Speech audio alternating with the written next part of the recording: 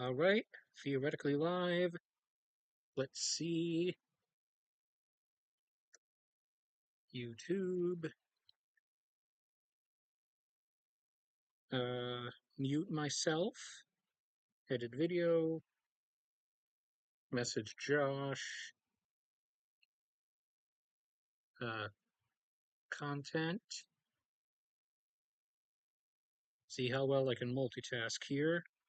Monetization on. I would like to earn money instead of just YouTube earning money. And control room. All right, where is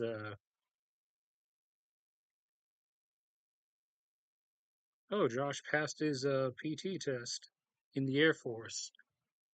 All right, starting up. Live chat only. Oh wow, 3 viewers already. That was fast.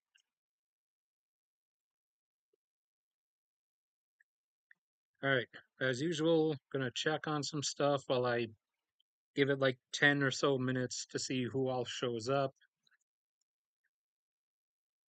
And obviously wait for Josh to show up. He's kind of a critical feature. Check on some prices.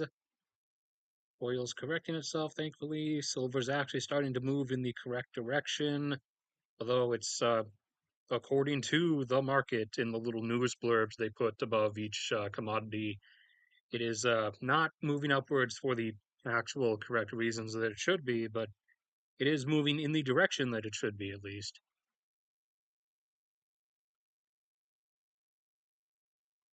See anything else? Lithium is now like more than 20 to 25% below where it should have fallen to, based on China canceling the internal incentives.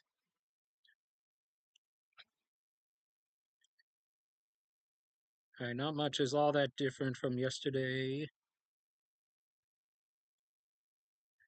All right, still three. Anybody specific out there? Is Josh there yet? Take a look at some other stuff as we wait. 8 or 9 more minutes or so. Blah, blah, blah. Get out of my face, Saudi Aramco. I'm not interested in buying your shares. I also can't even afford your shares because that requires having money, which is something I don't have. Because I'm a lowly, commoner human peasant. It, I'm not subscribing to you, Oil and Gas Journal.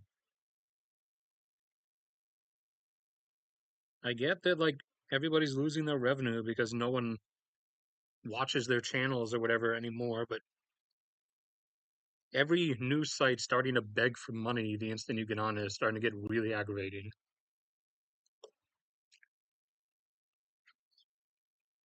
Please help us. We can't pay out our dividends to our shareholders without you.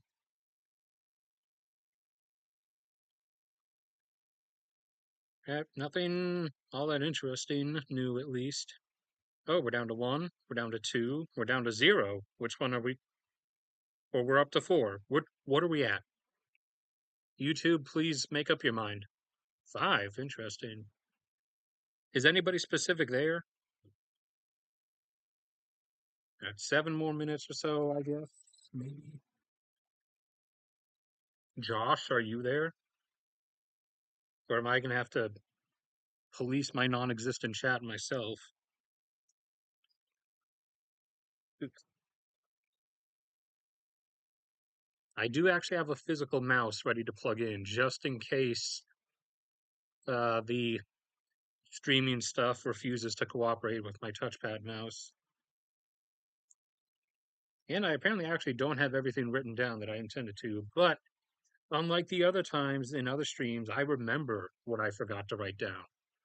So that won't be a problem, at least this time. Signal is good.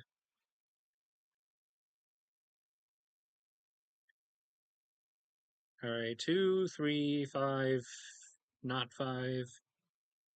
Nobody's actually there. 6 more minutes or so. If anybody is watching the video recording of this in the future, go ahead and skip forward like 5 or 10 minutes. And if you're new and have never actually been on one of the streams before and don't have the patience to wait like another 5 minutes, then go ahead and leave.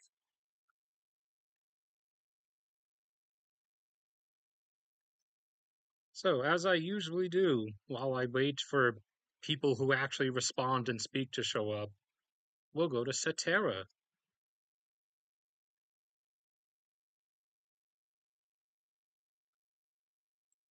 Nations members, stay. There we go.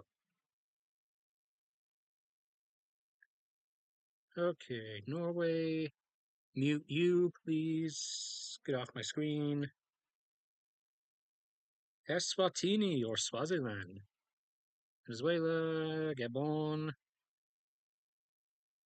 Nauru, annoying Nauru, Denmark, Lebanon, Malaysia. It's pretty cool. Bosnia. Oh, no. There we go. Iceland, Togo, Kenya. Finally started getting rain. Nicaragua, Qatar, Brunei, Guatemala, Belarus, Cameroon, France, Myanmar, Uganda,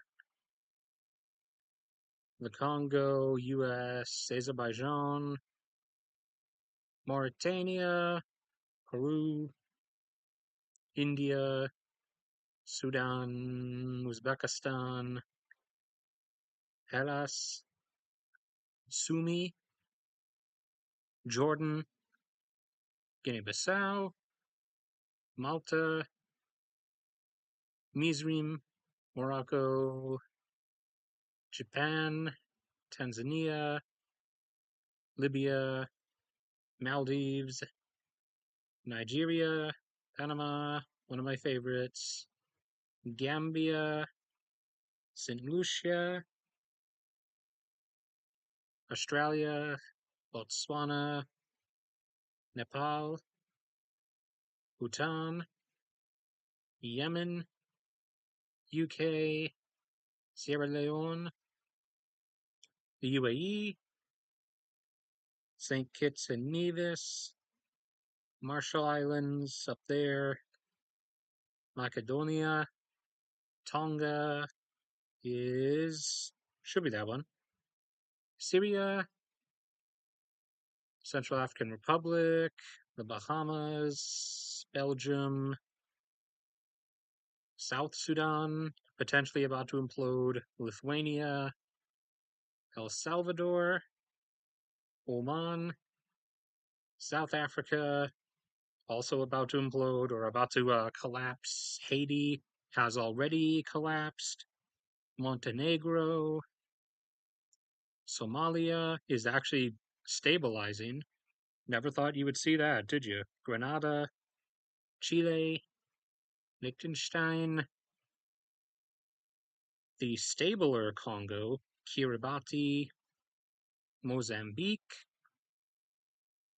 Honduras, Dominican Republic, Saudi Arabia, Ukraine, Algeria, another one of my favorites, Spain, Polska, my absolute favorite, Namibia, another favorite, Switzerland, Czech Republic, East Timor, Bangladesh, it's going to be underwater, Sao Tome and Principe, Turkey, Serbia, Mexico, Lesotho. Excuse me, I clicked on Lesotho. Thank you. Magyarország, another favorite. My favorite language, definitely. Malawi, St. Vincent and Grenadines, Albania, yet another favorite. Niger, Portugal, Trinidad and Tobago, Paraguay. Let me move my laptop. Comoros, Liberia, Kuwait, New Zealand, Colombia, Latvia, Costa Rica, Armenia, Turkmenistan, Antigua and Barbuda, Djibouti, Samoa, Luxembourg, Romania, Bolivia, Burundi, the southern one, Bulgaria, Croatia, Netherlands, Monaco, San Marino, Indonesia, Madagascar, Deutschland, Rosia, Uruguay, Mali, Eritrea, Ecuador, Andorra, Sacatvelo, Israel, Zambia, Brazil, Micronesia, Afghanistan, everybody's favorite place to visit, Dominica, Kazakhstan, Suriname, Guinea, Palau, Papua New Guinea, Iran, Cuba, Jamaica, excuse me, there we go, Tajikistan, Chad, Belize, Tuvalu, Vietnam, North Korea, Sweden, Ethiopia is about to fracture, Canada, Argentina, another favorite, Equatorial Guinea, Philippines, Moldova, Singapore, Benin, Angola, Estonia, Thailand, Mongolia, Zimbabwe. Oh, my back's starting to tighten up already. Cabo Verde, Sri Lanka, Barbados, Slovenia, Seychelles, Slovakia, Guyana, Rwanda, Pakistan, Iraq, Cambodia, Vanuatu, Bahrain, Ireland, Cote d'Ivoire, Jungur, Cyprus, Tunisia, South Korea, Italia, Burkina Faso, Laos, Kyrgyzstan, Senegal, Ghana, Mauritius, Fiji, Solomon Islands, and Österreich.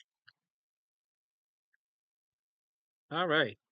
We have no one, or seven, but no one is speaking. All right, is anybody actually there? Anybody who normally speaks, at least. Apparently not Josh, though. All right, let me chug some water, and then we're going to start.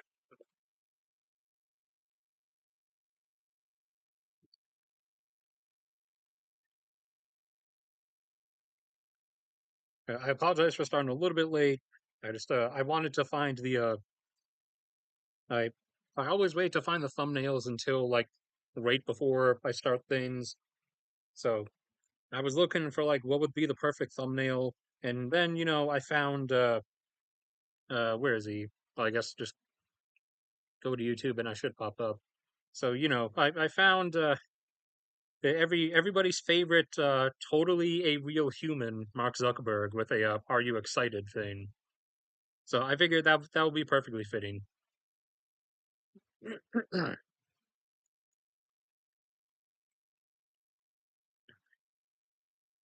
Okay,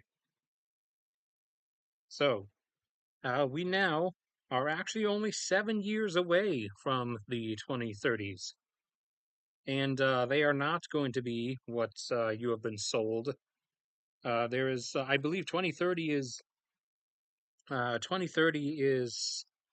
here. Let's bring up another human, another totally human. Oh man, something. He's got some kind of cancer going on his forehead. But this fellow human here, he back in the 2000s, in the mid 2000s, one of his claims about the 2030s was that by 2030, the quote unquote home robot industry was going to be like a worldwide thing. Like, like we were actually going to have we were supposedly in 2030 we were going to have like actual like home servant robots. Maybe he was just joking, and the rest of us couldn't see the joke.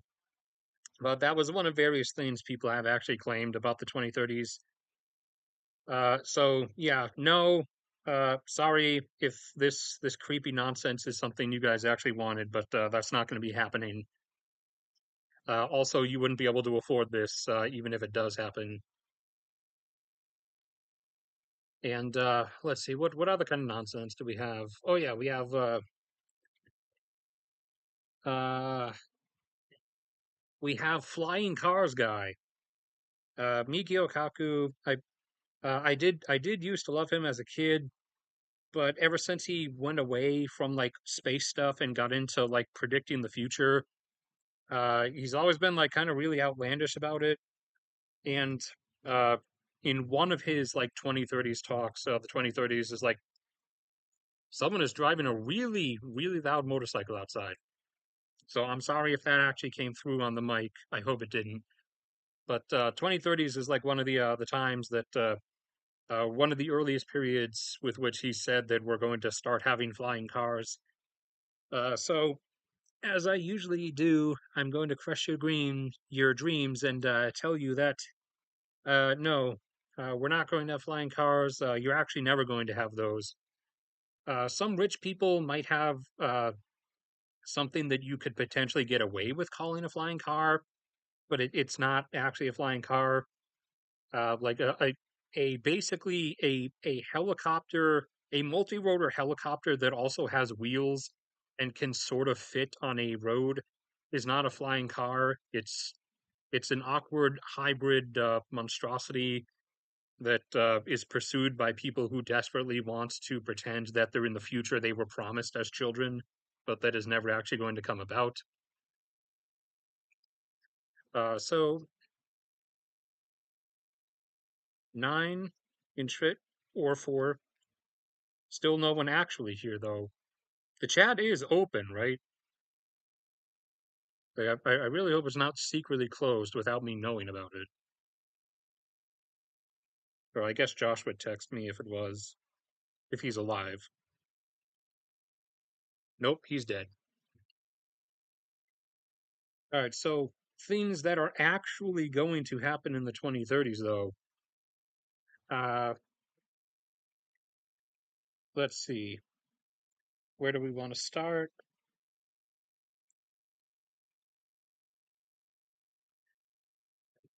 I guess we could always start with population stuff, since that's going to be getting fun for some countries.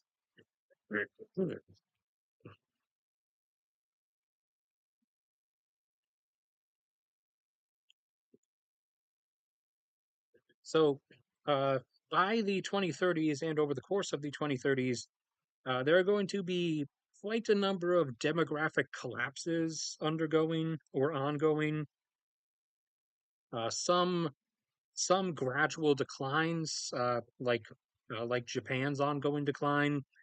Some much more catastrophic, like some much more catastrophic, like cessations of being for some countries. China being one of them. For their, for example, they've started leveling off population wise, which in terms of like total number of people, like resource consumption wise, is a good thing. However, there is the converse issue of collapsing like far too fast, which many countries are going to be doing, China being at the top of that list, or one of the ones at the top of that list, because the size of the younger generations replacing the older as the older age out of work. Uh, the size of those, like, to optimally decrease your population, should be obviously smaller, but it should not be like one third the size of the older generation, which is the case for countries like China, and South Korea also is facing something like this, along with Russia. So it's going to be particularly bad for them. They don't, they don't have an influx of people, like immigration wise, to try to flatten or even out the sides of their inverse like population pyramid, like countries like the U.S. and Britain and France do. They so they're So on top of being like worse in general, there is no counterbalance. The only thing they're able to try to do, that they're already doing right now at the moment, is basically eliminating people's ability to leave the country, to immigrate out. China particularly has been going really big on that, and I think the estimate was they prevented, last year in 2022 they prevented 2 million. Uh, I think, is it emigration? I think it's emigration is the one where you go out. Immigration is when people come in. So 2 million people, like, last year, intended to leave China to emigrate elsewhere, to Europe, the U.S., Australia, or wherever, and the Chinese government refused to allow 2 million of them. So that's like one of the only measures they can come up with at this point, because they've tried just encouraging people to breed more. Um, but that doesn't work, because the reasons people are not having kids there anymore is because conditions are constantly getting worse, and the CCP's like idea of how to make the conditions not worse is by continuing to do all of the exact same stuff that they've been doing that has made those conditions worse. So they're not really changing anything. And for uh, we thought that their decrease in like birth rate was going to start leveling off. However, that didn't happen. Like, they've dropped from averaging about 20 million births per year down to, uh, a few years ago, a couple years back, they dropped down to about 12 and a half. Then they dropped down to 11 and a half in 2020. Then in 2021, they dropped down to 10 and a half. And we thought they were mostly like done, and it was probably going to only drop down to like 10. It was only going to drop by like 500,000 over the course of last year. However, it dropped by almost another whole million again, to only dropping from 10 and a million, sorry, 10 and a half million children born down to 9.6 million. So that was more drastic than the drop was expected to be. So now the estimation by many has been placed again that this year it should theoretically only drop down to maybe like 9.2 or 9.3. But, given what happened last year, there's a chance it might exceed that again and drop down to like less than 9 million children born, which would be really, really horrendous. So China isn't the only place where something like this is happening. We're just using China as like the primary example, because it's one of the places where it's happening at the most extreme. Don't I will plug in a physical mouse if you don't start cooperating with my mouse cursor. Are you going to cooperate? You have 3 seconds. Three, two, there we go. Don't do this. Three, two, thank you. So this is outdated. Oh, do we have the updated one? We do, but it's way too small to look at. What about here? No, that's Taiwan. Okay, well, so unfortunately, we only have this is way too small. Where is the regular one? Where's the regular one? Where is it? Uh, is this it? No, that's Taiwan. Okay, well, unfortunately, it looks like I can't get a hold of the bigger version than this. But so you see down here how quickly these brackets, these individual years over the last few years leading up to 2020, just rapidly kept like collapsing. This was only up to 2020. So the past 3 years, these have kept doing this by this same like degree. So the most recent, like the born in 2022 uh, year age bracket is probably down to like around here or so. So China's pyramid is looking really interesting, and so this is uh, for for various countries. This is happening. China and South Korea have like the worst arrangements, although others are throwing themselves into that. Like Russia's demographic arrangement is pretty bad to begin with, and they have really committed to utterly destroying it with the decisions they made last year. Like only only children born in like the very end portion of the year last year would have been like conceived post invasion, and even that number was enough to like mega drop compared to what it otherwise would have done. So it drops Russia from a fertility rate, for example, from 1.5 abruptly down to 1.32, and that but again, only like the last quarter would have like shown an effect from that. However, that drop was significant. So the like real actual like full initial effect will be felt this year, or will be seen with the numbers from this year, which we'll obviously end up seeing next year. And then is going to come the actual like 90s-esque effects of the sort of economic collapse and chaos that's going to ensue following the implosion coming at the end of all of this. But this is for China, it's going to be particularly bad. For Russia, it's going to be really bad. It's also going to be uh, it's going to be pretty bad for a number of others, like the Balkans and a lot of Eastern Europe. Uh, some of the high tech East Asian nations like South Korea and Japan will be able to like offset the work part in some regards. In some regards, via something that's actually another separate topic on the list of stuff for the 2030s, but is also technically ties into this, and that is the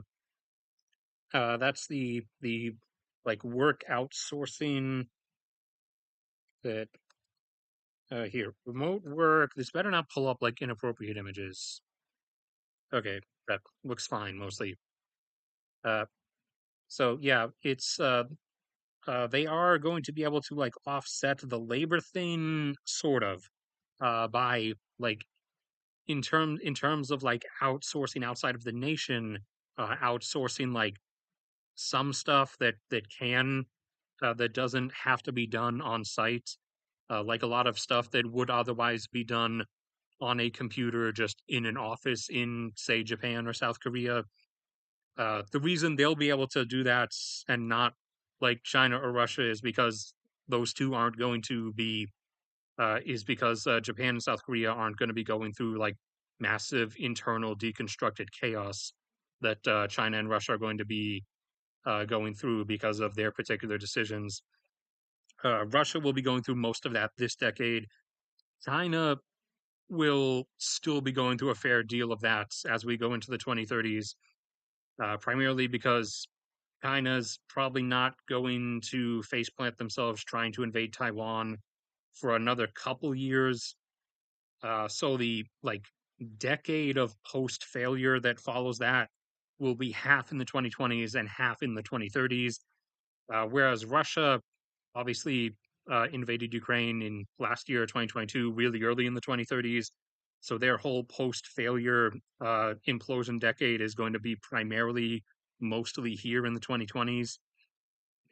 And the last bits of it will be in the early 2030s, but for the majority of the 2030s, they will have actually kind of settled out. However, they'll have settled out with a lot more damage economically and demographically than they would have otherwise entered the 2030s with if they had, not chosen to make certain decisions. Is anybody there? Chat open confirmed. Excellent. Uh, I love the optimism. I mean, yeah, I'm here for some optimism. I mean, I'm giving you way more optimistic outlooks of the future than a lot of other people, particularly a lot of my commenters, will give you. I'm giving you more optimistic views of the future than some famous Twitter politicians and climate activists give you. Like that, I forgot that there was that whole group and movement back in 2018 or whatever that literally they claimed they misspoke afterwards, but they literally quoted we we have to do X and Y now, or else the world will end in 2030. And apparently I don't know, they don't understand how climate change works. They think someone convinced them that in 2030 uh, we life itself will just drop dead instantaneously, like an off switch. And I don't know. Apparently, they were ill-educated enough to buy into that. But then, of course, later they claimed that they people were misquoting them, even though they were on video saying exactly that.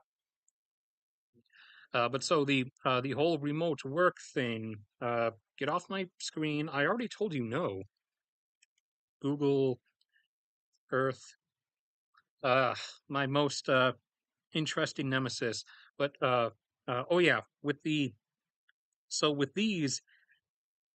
Uh, again, this is from 3 years back, so I told you that a lot of these things are already down to here for China in particular.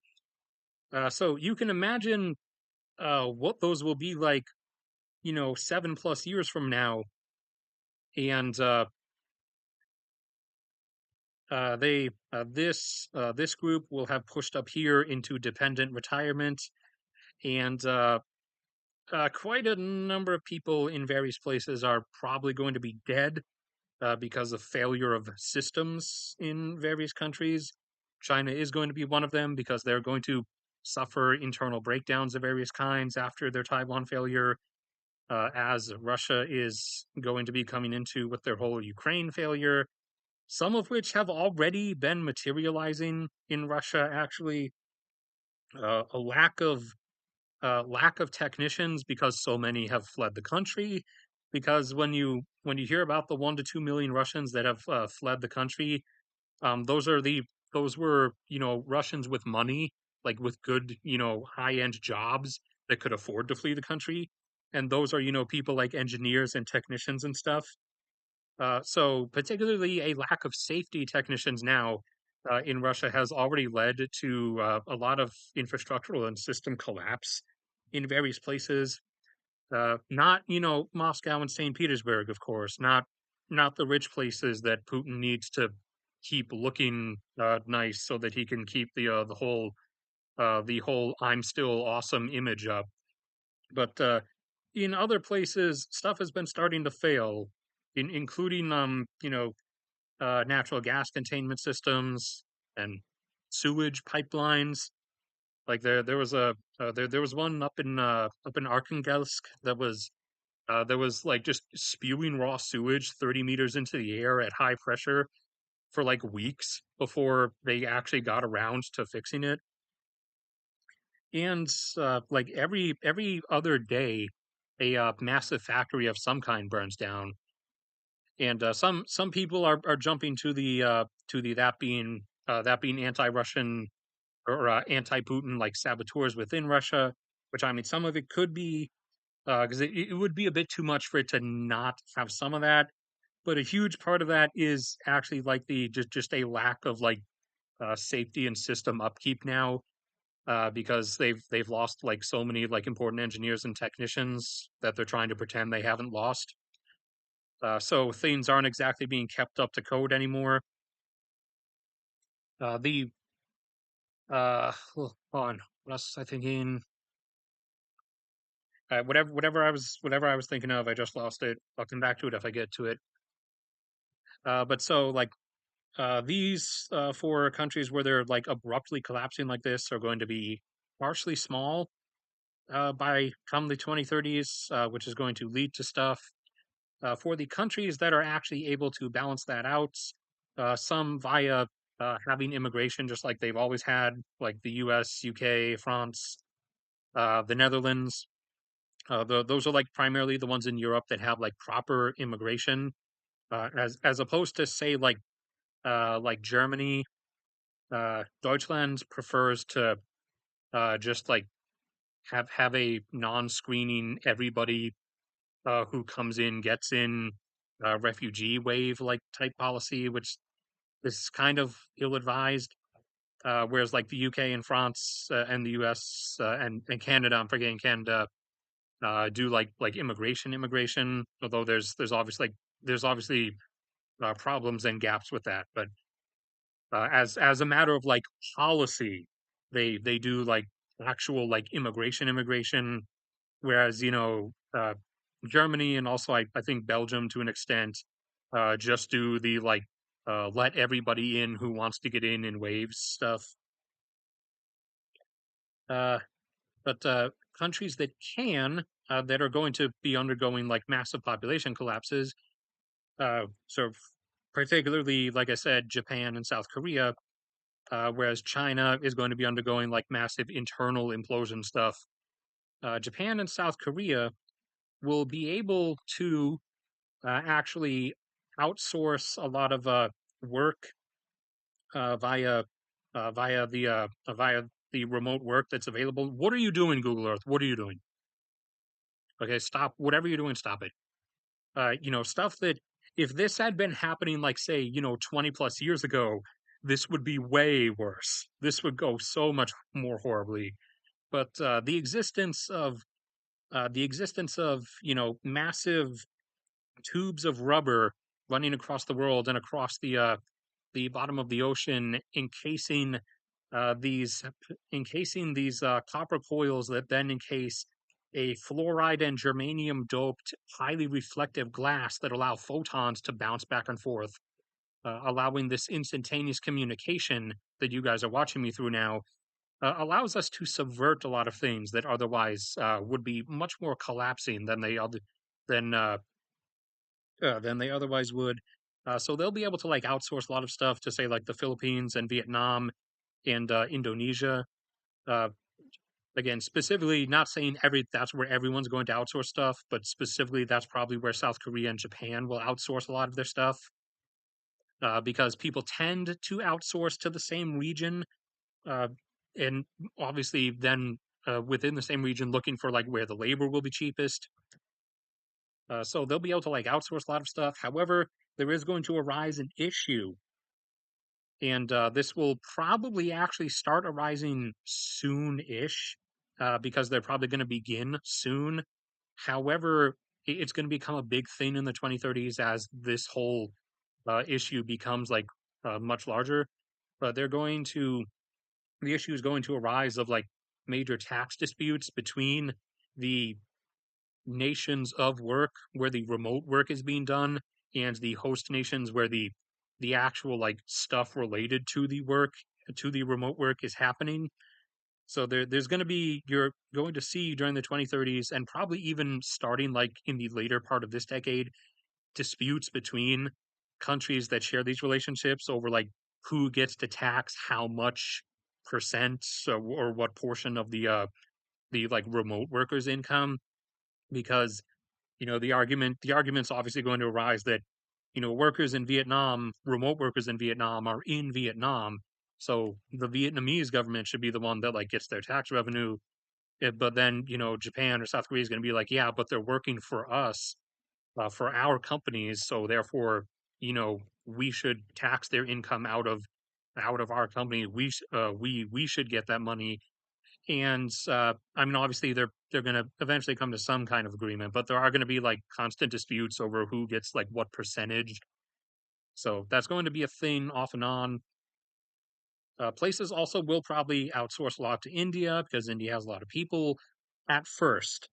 However, then another thing that will be part of the 2030s, or at least that will start in the 2030s, in the later 2030s, is India's implosion, which is, I've said before in various posts, conspicuously the ones that get no engagement, which lets me know, just like China and just like Russia, BRICS, the whole BRICS concept, the BRICS economic group, is one of my commenters' sacred cows, I guess. BRICS is dead. The only member of BRICS that's going to survive in its current form, like relatively unfazed, is Brazil. And India is the only other one who would, again, quote the word specifically, would survive. India would be okay if it were not for the fact that they are going to cap out at like 1.7 billion people.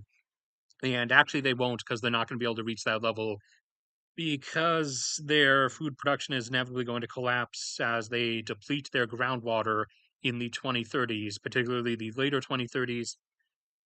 They have already begun to hit bottom in particularly their more arid areas like Gujarat and Rajasthan, and even down in some parts of Karnataka and Andhra Pradesh.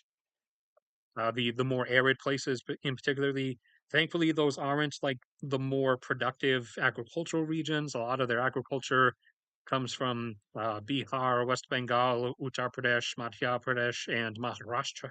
Blah, Maharashtra. That's where a lot of their agriculture comes from. However, as the more arid regions deplete their groundwater first, that is going to then thus default agricultural demand over onto the other regions, which will then speed up their depletion of their groundwater. And also, usage of just the water by people in general is going to pick up in those regions, because people will be migrating from the dry regions to those regions. And so eventually, India is going to undergo an implosion of sorts, because of their whole water constraint issue that's going to arise in massive form around the later 2030s or so. However, uh, apart from that, they would actually be fine. So they're the one that I mentioned in that one post, that they would otherwise be fine. However, they're going to be broken by circumstance. However much, you know, having like 1.5 billion people you want to consider as just circumstance, but unfortunately, they're kind of just screwed in that regard. The 2030s is when that's going to like really come about. Although the water-based migration has already started, you'll see it pop up in like regular news media sometimes, like every now and then, about places beginning to become ghost towns and even ghost cities, of people moving from like completely water depleted areas to other regions where there's more abundant water. And they do have regularly flowing rivers. They have the Ganges and they have the Brahmaputra, although China's causing water flow problems with that because of their diversion project. But the water from those rivers is not enough, even if they started building China style like mass diversion pipelines and aqueducts. The water from just those rivers is not enough. hence kind of indicated by the fact that they have to rely on rapidly depleting their groundwater. And before anyone tries to bring it up, before any tech bros try to bring it up, no, desalination is can't save India. Desalination can prop up countries like Bahrain and Qatar, countries that have like a few 100,000 people or a million or two people in an arid place. That doesn't work when you're trying to provide water for 1.5 billion people. As for every a desalination plant is about 1 gigawatt. It requires 1 gigawatt of power, constant power provision. So you have to basically build a new power plant explicitly to power a desalination facility, and that's 1 gigawatt of power required for the a desalination plant to provide the water needs of every 2.5 to 3 million people. And here's the gotcha, actually, or the catch 22. It's actually worse than it sounds because providing the water needs for 3 million people, uh, that is just for the average like people using that water. That's not the water use. That's not like saying that that's for the average water consumption of an industrial area of 3 million people, or for the agricultural demands of a agricultural area plus the regular demands of 3 million people. That's just the workout equation for like providing for the regular like people, regular citizenry consumption of 3 million people. So if you're actually trying to provide like mass industrial scale water usage or mass agricultural scale water usage, then that power requirement goes so much higher because the amount of water, the amount of civilization's water demand that is made up of just people, average people using water every day for drinking, cooking, taking a shower, or washing clothes or stuff, is only, depending on the country, depending on the region, between 10 and 20%. The rest is used for critical industrial processes to make the things that we have in our everyday lives, and obviously agriculturally to grow the food that we need to eat. So, you know, that equation already is pretty daunting. But then when you factor in that again, that's only working out on like 10 to 20% of the total societal water demand, things get much worse.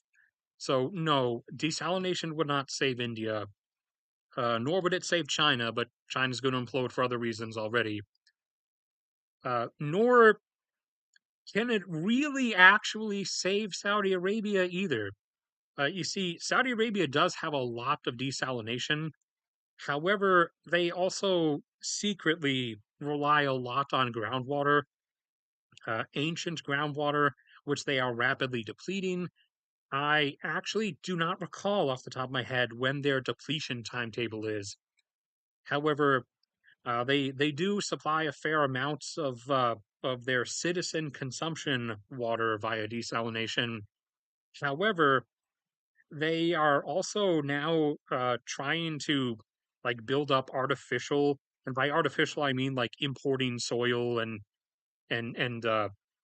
basically forcing agriculture to exist in a desert where it can't otherwise exist. They are now trying to build up artificial agriculture to stop like importing food. However, agriculture regularly demands a lot of water. Agriculture in a desert, like forcing it to exist in a desert, kind of requires even more. So they're now actually skyrocketing their water demand on top of everything else they're already doing. And unlike the others, Saudi Arabia's population, even if you took away foreign imported workers, is still going up. Without all the imported workers, their population is still around like 30 million and is still climbing by like 500,000 a year or so. Whereas like the others, UAE is around 10 million.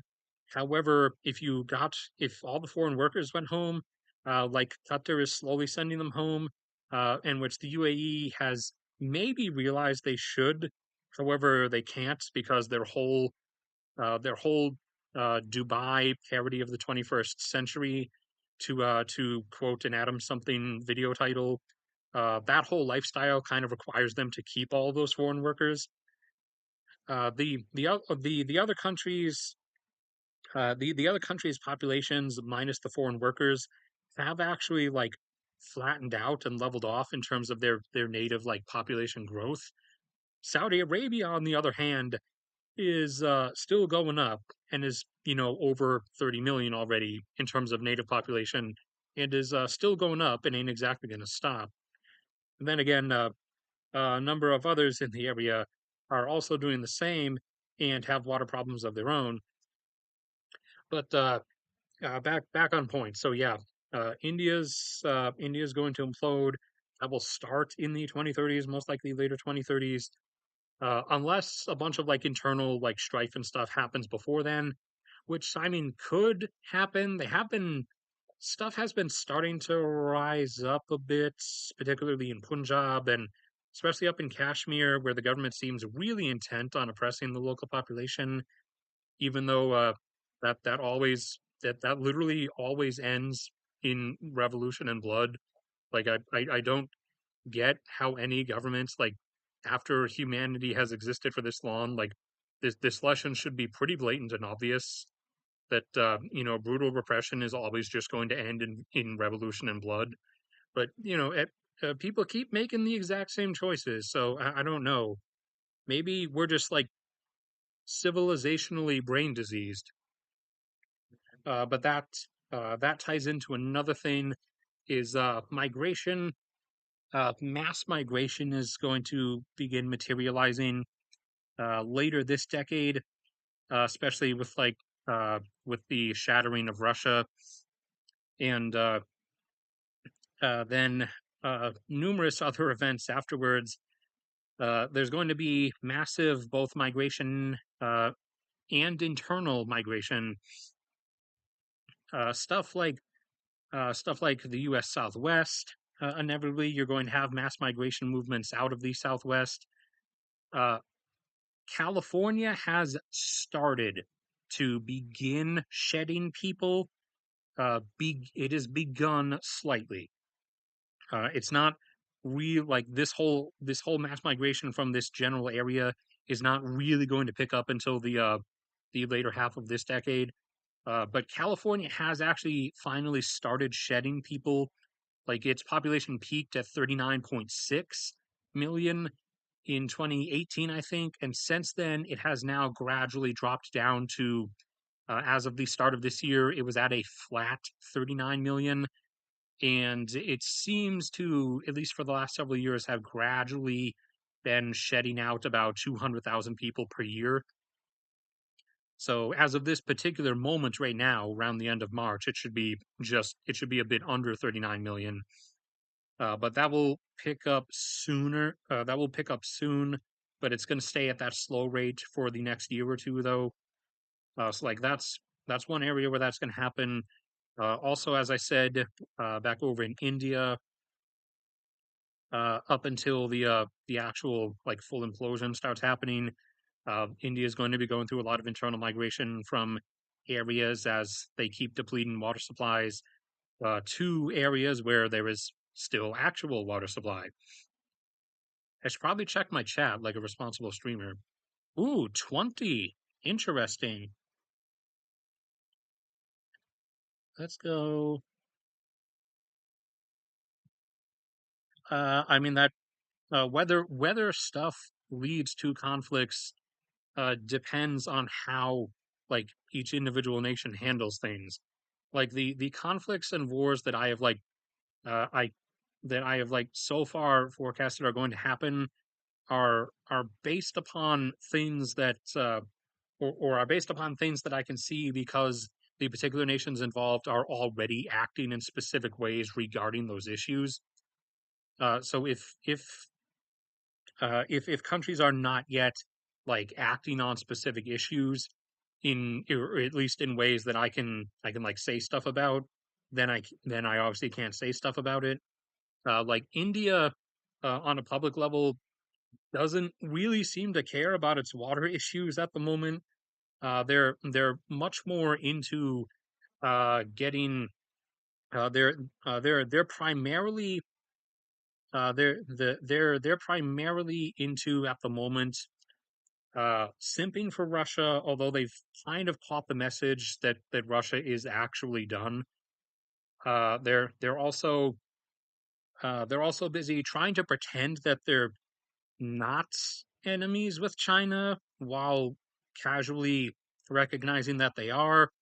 And internally, their biggest thing at the moment is uh, is actually trying to deal with the separatism that they're starting to trigger in particularly the Sikh region of Punjab and up in Kashmir, because or at least the Indian government keeps being repressive up in Kashmir, and now in Punjab as well, as they uh, in order to hunt down like a few specific people, a few hundred specific people, they just cut internet and communication services to 27 million people in order to go like hunting to send like their internal security agency looking for like a few hundred specific people. They cut off like a bunch of government services to nearly 30 million regular people, which is like you're just asking for it at that point. Like, what are you doing? Are you thinking? Do you have the capability to think, Modi, or whatever his name is? Is rational thought something that you are capable of? Because it certainly doesn't seem so. But then again, no one seems to have that anymore. Like ever since Putin went in last year, everyone else has just been like deciding they're going to throw thought processes out the window. First Putin went, then Erdogan went, now and then the Crown Prince in Saudi Arabia went. China we knew was going, but Xi Jinping has been getting a bit more public about it. Modi's going. Uh, Oh, I don't even know who's Egypt's president anymore at this point, but he's gone. He's decided while his population starves, particularly in the southern half of the country, to spend like multiple $billion building like an entirely new private political slash business capital city like out in the desert away from the citizenry, so that if they have another like Arab Spring uprising, they can't surround the government buildings. They'd have to march like several dozen miles into the desert along like a highway with nothing, and so that he would have time, or the military would have time, if he ordered them to gather up and like form a blockade against them, which is kind of like screaming pretty blatantly about like what kind of leader you intend to be. But if everyone's just going for whatever they feel like now, and oh yeah, and then Tehran decided to just throw everything off. Pakistan decided to just throw everything off. South Africa decided to just throw everything off in a different way, in that their government seems to have no intention whatsoever to actually try to address the fact that their grid is on the verge of like complete and absolute failure, which would then, kind of collapse every other like functionality and service within the country, leading to like massive weeks of like massive internal anarchy and chaos. But their government's answer to that was, well, here we'll give. What am I adjusting my volume for? We'll throw here. Let's throw a few $billion at the power industry and tell them to use it and fix the problem somehow. So everyone is just like gone, I guess, mentally. Even Peru, like even Peru went out the window recently. Whatever party or whatever like political party is in power now, uh, recently, like a few months ago, just like started the arresting like some of the higher members of the other like one of the other major political parties, the ones who would basically be the most likely to run against them in like the next elections. So currently in power political party, you have started arresting your would be political opponents. Interesting. That's fascinating.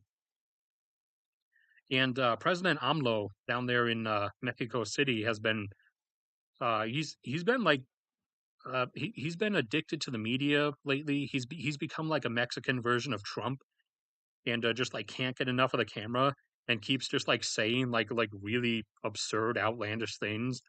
Almost as if he's like trying to like get himself attacked or something. So I don't know if he's just doing all that for a publicity stunt or what. And I mean, I think that's the end of my list for now. Oh no, wait. Well, okay, Myanmar doesn't count. Myanmar was already gone. Myanmar's been gone for a while, but they went extra gone last year.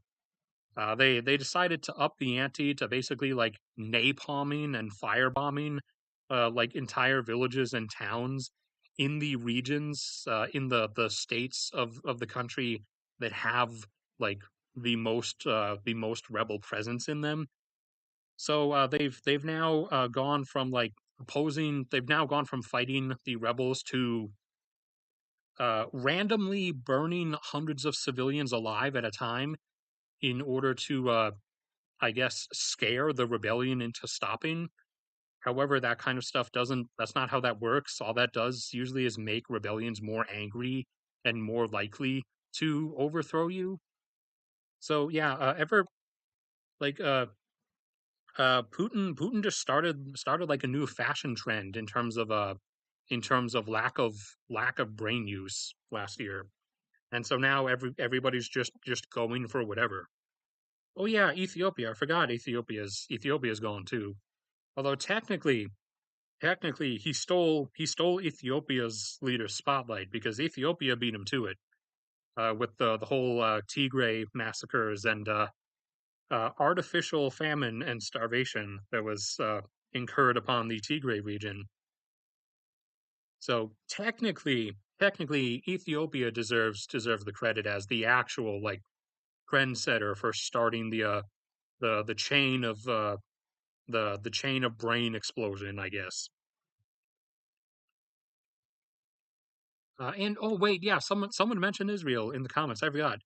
Yeah, Israel has also gone off the chain recently. What's his name? Netanyahu. It's still Netanyahu, right? Like he wanted he's been wanting to try to like push something through the through he's been wanting to push some kind of like policy through that would let him like supersede their Supreme Court decisions or whatever.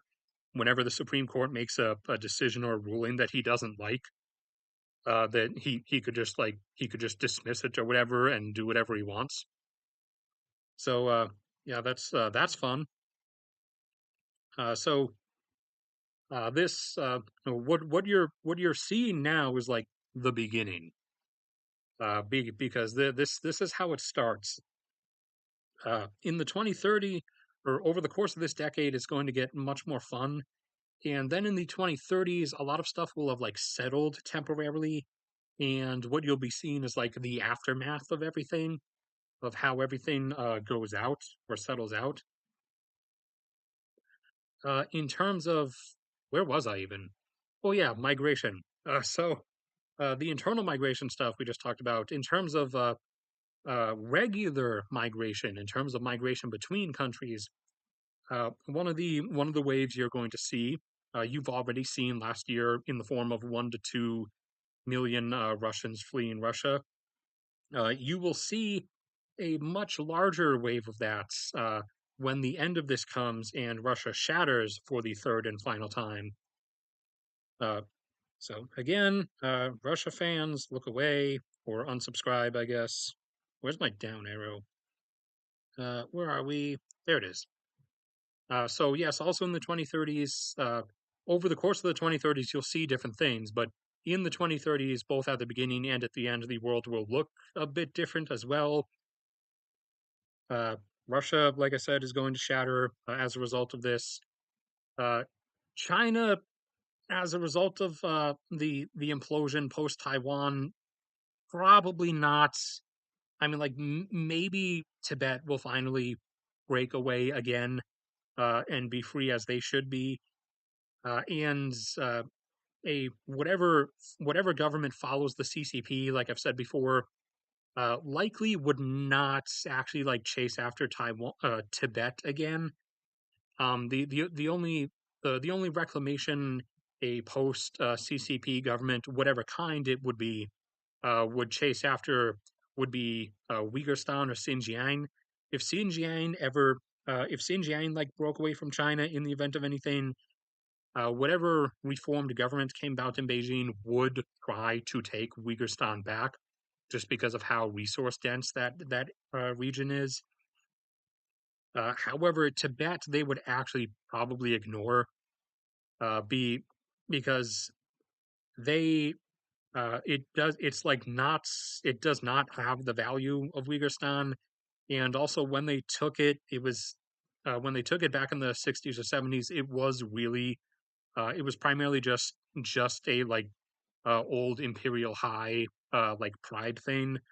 It wasn't there's nothing really there other than having the thing over India.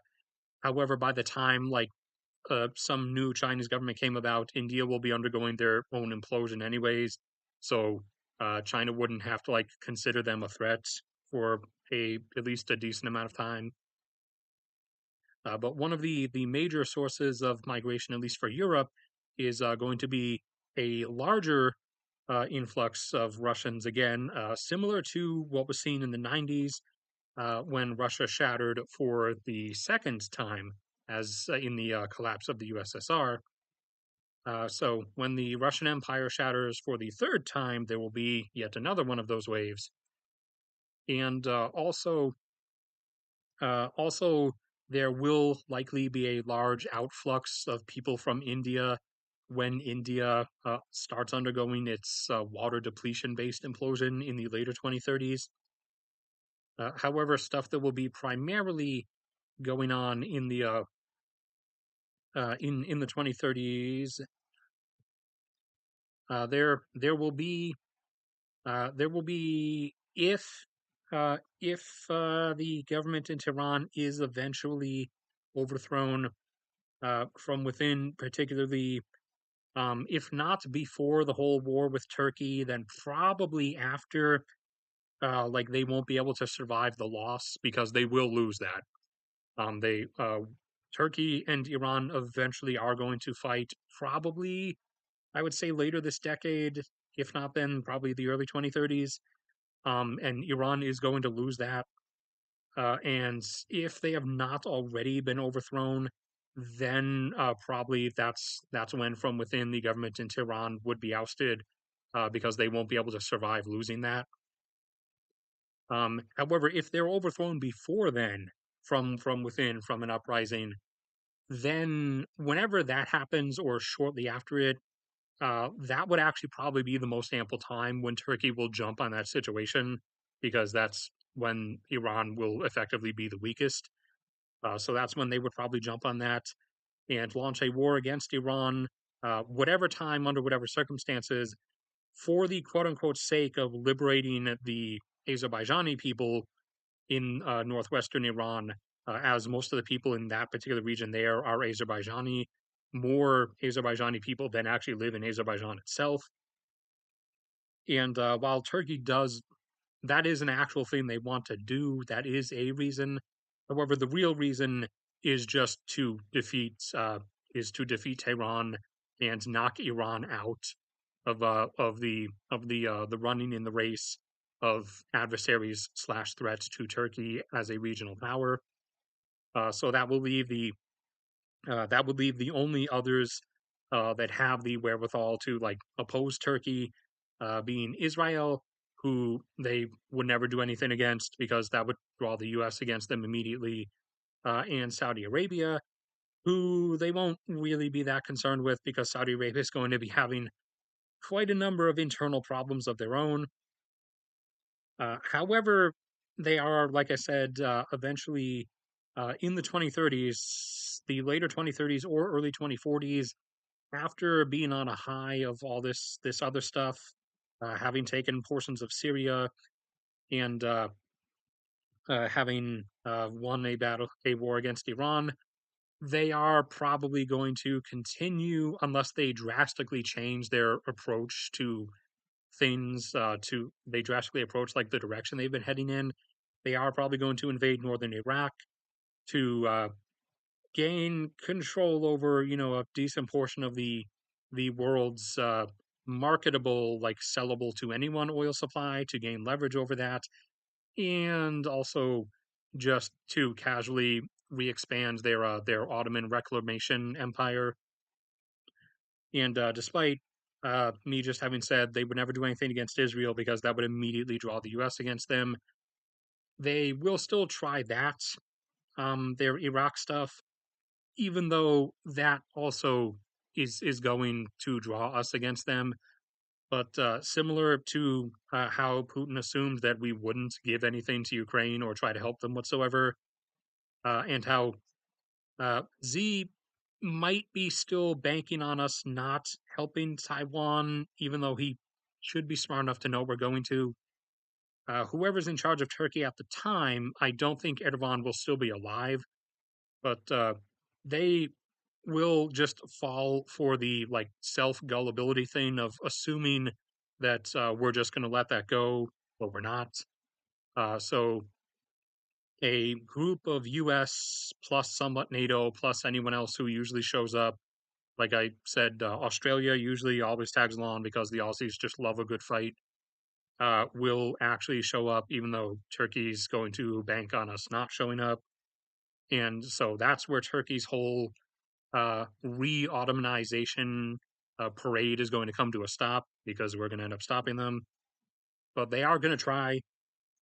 They've started making their whole re-Ottomanization path pretty clear. They don't really seem to be shying away from it. Or Erdogan in particular doesn't seem to be shying away from it. However, a lot of the stuff has had like a lot of popular support within Turkey, though.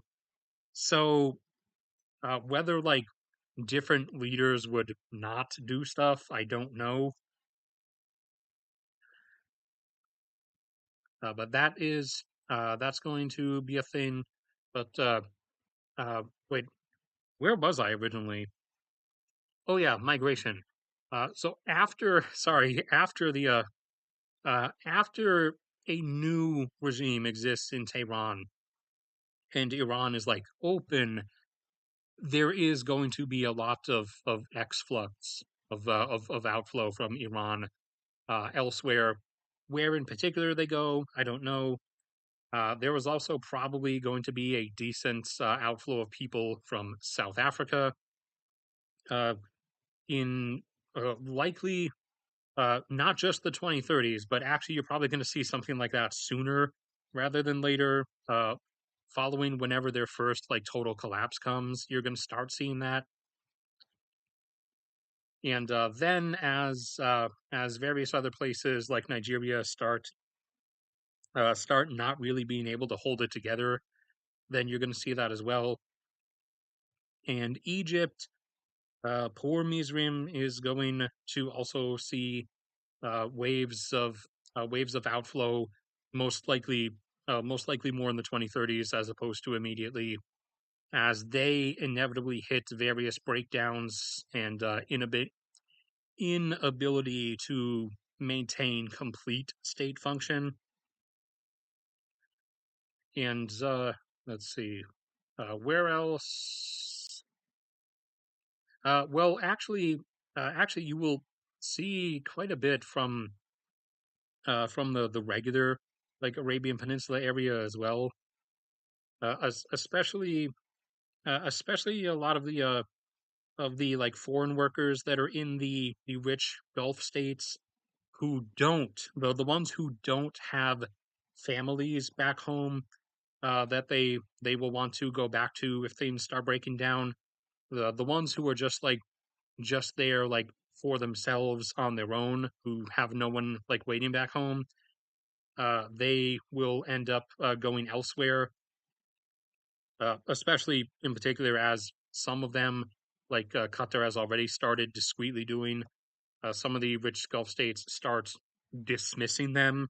Is the term I'm using in large numbers, like hundreds of thousands a year, because the most of the Gulf nations are pretty smart and they kind of understand the future that's coming, and so they don't really want to keep millions of foreign workers around like for too long.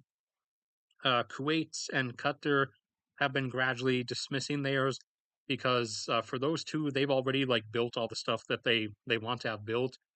However, the UAE, as I earlier said, has an issue where like they still kind of need them there because their non-oil economy is based around like is not like based around you know dependable stuff. It's primarily based around absurdist luxury and fake cities that rely on convoys of sewage trucks to take away the sewage from their skyscrapers because they don't even have sewage systems because they're fake cities.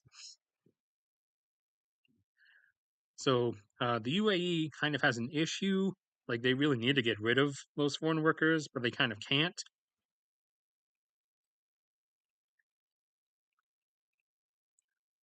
Let's see, anywhere else in particular? Well, yeah. Also, actually, I guess China. There is probably going to be a large outflow from China as once things buckle inside. Again, face planting in Taiwan is probably going to be like is probably going to be the primary like Jenga block pulled out from under the structure.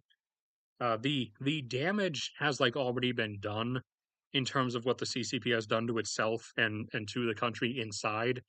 However, the whole face planting in Taiwan, similar to Russia invading Ukraine, is just going to be like the actual like final act of taking a sledgehammer to your own skull.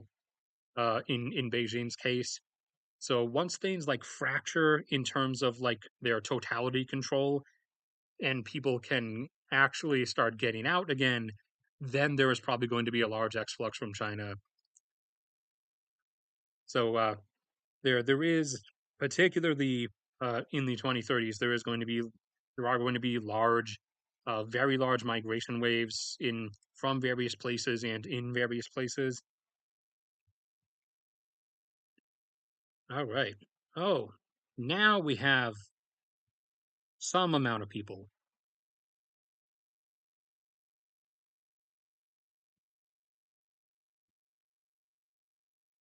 There is no commercial fusion. Fusion is a drain that people pour money into to eventually pretend that we can like generate societally important amounts of energy into it.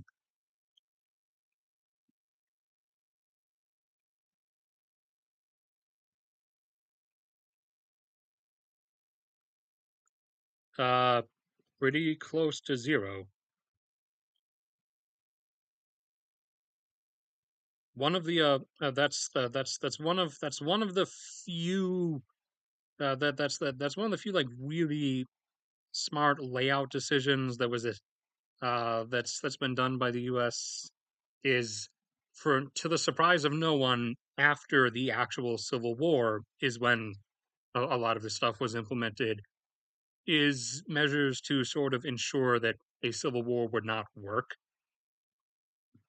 The whole the because prior to and up to that, a lot of the military like pre 1860s was state based and was like were like considered at first like sort of state armies and state militias of like each state that would then assemble if the country collectively needed something.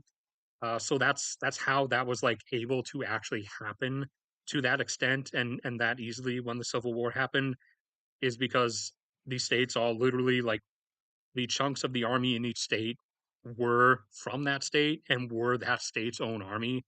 So states could just like say, "I'm out, peace out, bro," and they literally just have their own army, with like a few fort exceptions.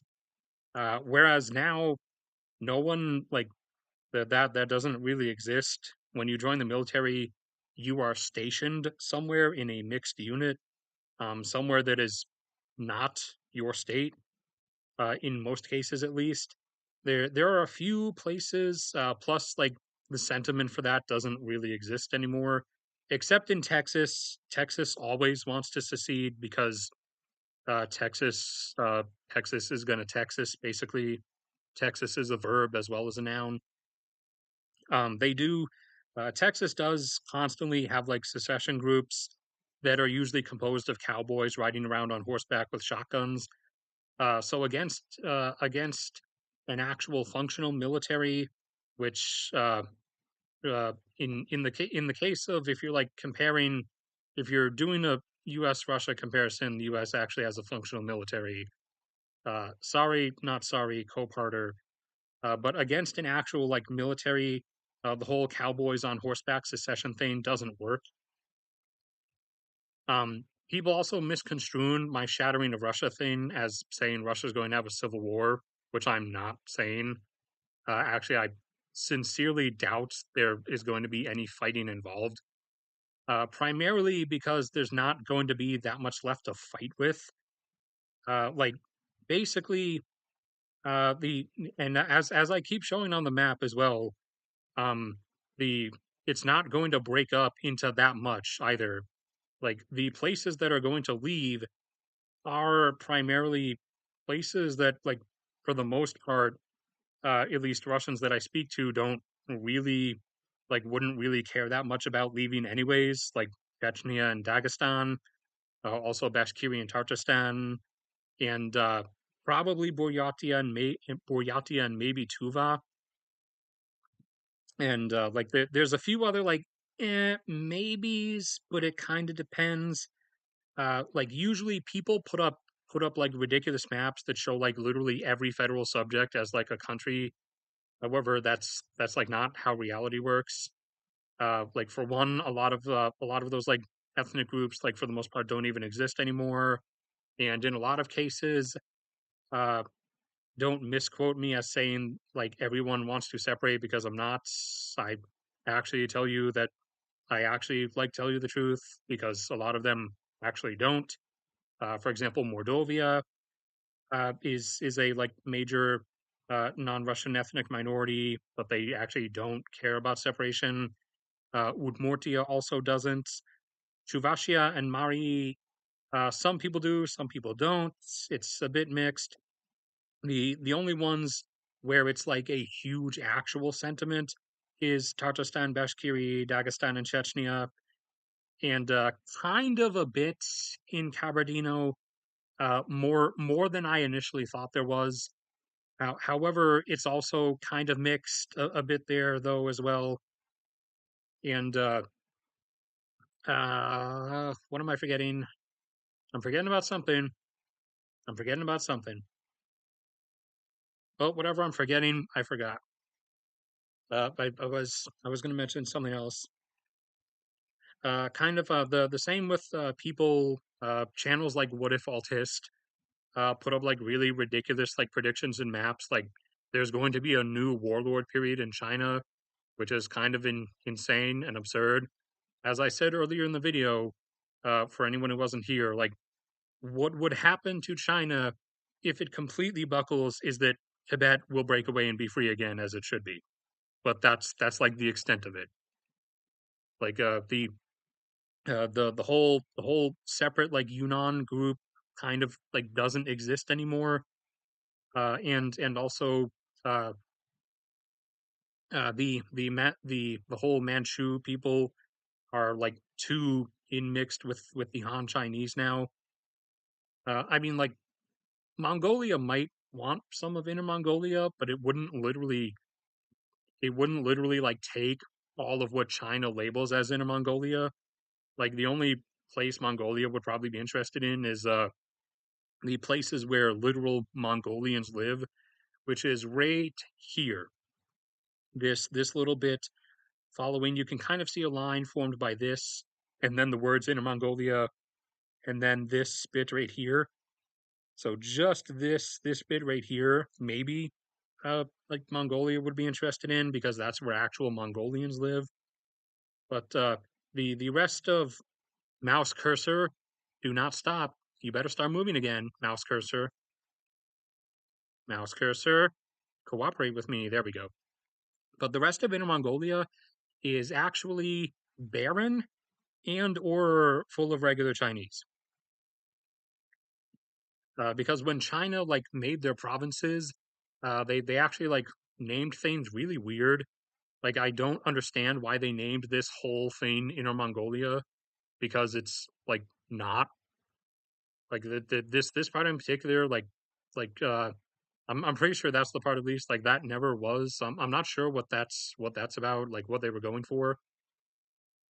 I'm also not sure why Russia still calls this part right here the Jewish Oblast when I think like the percentage of the population that's Jewish now is like non-existent. It's like down to 0.03%, but that's still called that's still I think at least still called the Jewish Oblast or something. See, let me zoom in. Let me check. You gonna show me anything? No, no Oblast name, just cities. Okay, but at least as far as I keep seeing on most maps, that's like still referred to as Jewish Autonomous Oblast, even though there's like literally no Jewish people there anymore.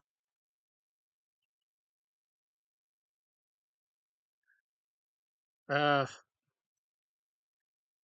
what else was I? Uh, migration, population plunges,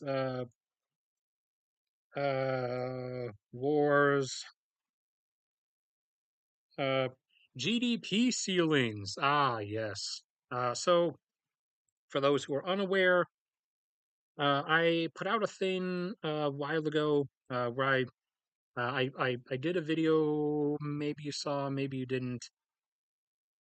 Let me go back to it.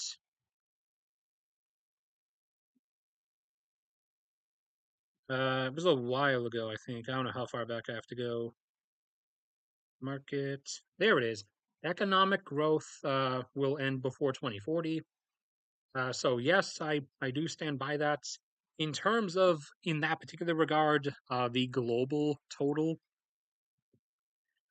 So by about 2040, the global total. I don't know why I went to tradingineconomics.com. They don't actually have one for the whole world. But in terms of the global total, here, let me grab a plateauer like Japan. Japan's a nice plateauer. In terms of the global GDP total, uh, the global GDP is going to likely plateau out before or by 2030. So, or sorry, before or by 2040. So, in other words, in the 2030s, the decade that we are discussing, and the global total is currently 98 or 99, I think, trillion, and it is going up over 100, obviously. And I'm pretty confident its peak slash plateauing out is going to be around or a bit above 120, like probably between 120 and 130, basically.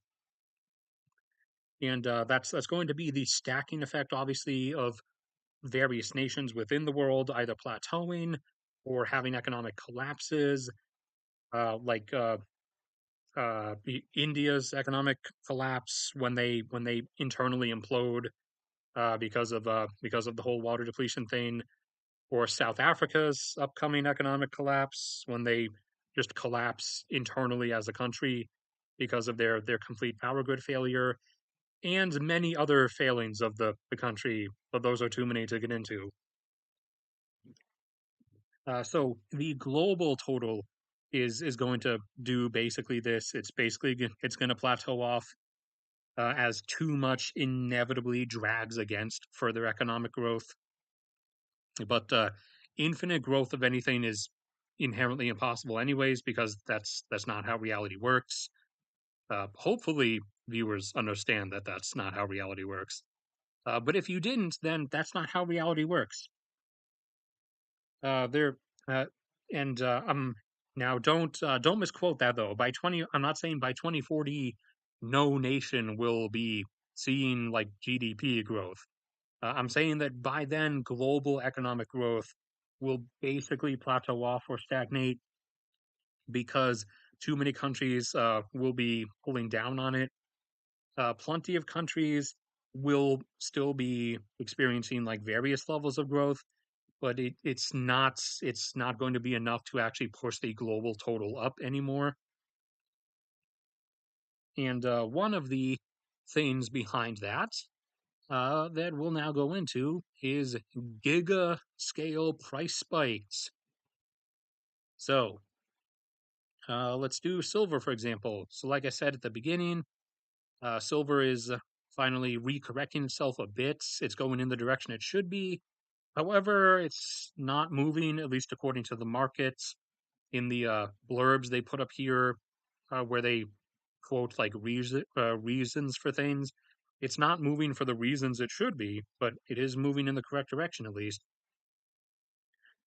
But as we go forward, you're going to be seeing mega price spikes. You're going to be seeing price spikes like that, both as like chaotic disruptions keep coming, like the Russia stuff, the inevitable China and Taiwan stuff, various nations in Africa collapsing, and increasing climate stuff, increasing like just disaster based disruptions, and also let's pull up my many maps, or sorry, not maps, my graphs that I keep for you guys. As we continue hitting, what do we have? Where's silver? Well, it's probably under silver. It's probably listed as silver. There we go. As we continue just hitting production peaks and actual supply constraints, now compound those with all the other disruptions and stuff I just mentioned, you're going to have the drive for constantly seeing like many more of these mega price spikes, except they're going to be much worse, like up into, for silver, for example, up into triple digits, like up into the hundreds in terms of dollars per ounce. And oil will be constantly flying into multiple hundreds of dollars per barrel eventually. Uh, it will, like during this decade, particularly during like the later part of this decade, oil is probably going to see for the first time over $200 a barrel at some point.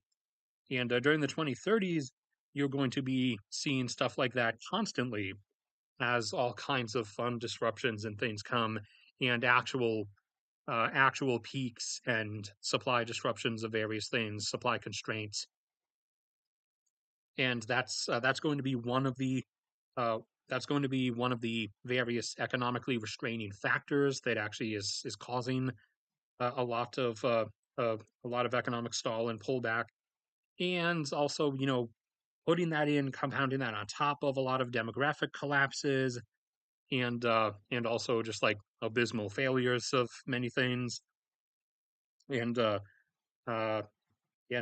national collapses, like I already talked about. One of the biggest blows is going to be India, because by that point, India will be economically probably a bit larger than Japan. Like it might be up to like 6 trillion or something, GDP wise. So when India hits its groundwater depletion based internal implosion stuff, that's going to be a really large drop and a very harsh blow globally. I just hope I hope the manufacturers of my anti-nausea medication that I have to take on a daily basis, otherwise I have permanent nausea. I really hope they divest and start manufacturing their medications in someplace other than Gujarat, India, because that seems to be where they manufacture like almost all their pharmaceuticals. So I don't know if they're still completely dependent on that area, then I'm going to be screwed when that happens. But that's like 15 to 20 years from now. So for all I know, I could be dead because I'll be like 45 or 50 then. And that's pretty ancient. I'm already ancient as is, but that's even more ancient. All right, what else do we have? What else do we have? Oh, yeah. So back on the robots thing, actually. So you are gonna have robots, you are gonna have AI, but it ain't gonna be in the way you want to have it. Sorry to have to tell you that. Unfortunately, hold on a second. There is a fly. I need to go kill it.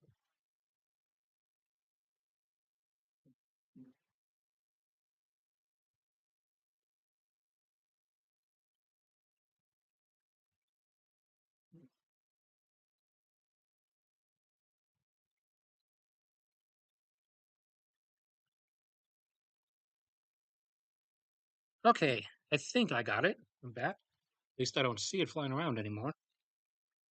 You are going to get AI. You are going to get robots. Not the way you want them, though. Unfortunately, it's instead of uh, y- some people think this is cool. I personally think it's cringe. But instead of fool slash cringe, or in well, or sorry, creepy. I meant creepy.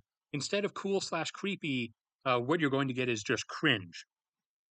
So you've already seen the whole the whole kiosks and the order by touchscreen stuff at fast food restaurants, even though it breaks down like after every three people, and also like they're usually really poorly designed in the menus and like really difficult to use.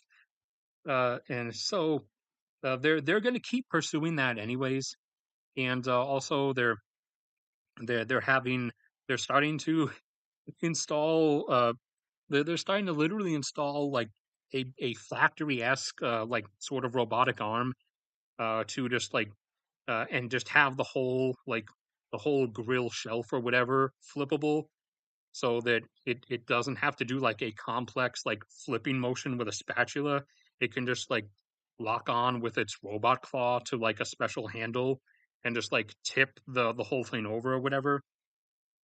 So you are going to start seeing that, and they've tested that in California and Texas and a few places, and that stuff also like fails and breaks down like half of the time, and like it doesn't like grasp when it has to do something other than that.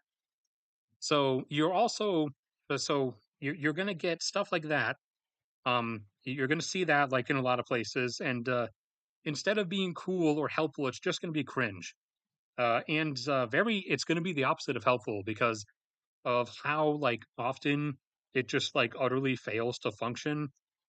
You are going to you're going to have restaurants and stores and everything just like so horrendously cease to like function in the way that you will fondly remember them having functioned with their flawed human employees you used to complain about.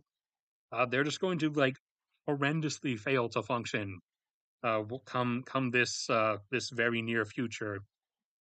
That they are going to actually see a catastrophic business loss from this because people are not going to be willing to put up with it anymore. And it's even going to infiltrate stores to an extent.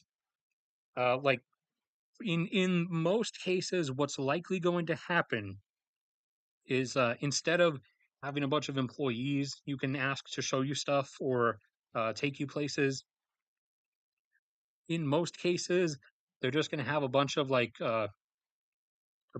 amplifier nodes around that will work with your phone, and helpers will be at a like call center for the company on call to like voice call you if you need something.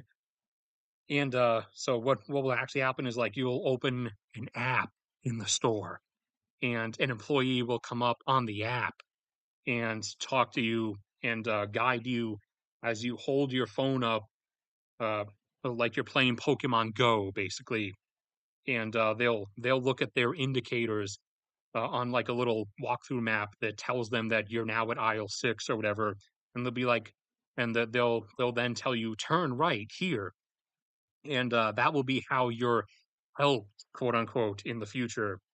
In the 2030s, in particular, is when it will start like really taking effect.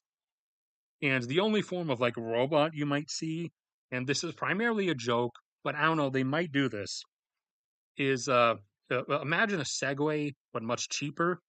Wait, no. You know those things they call hoverboards that are literally just motorized skateboards that people stand on? Here, hold on.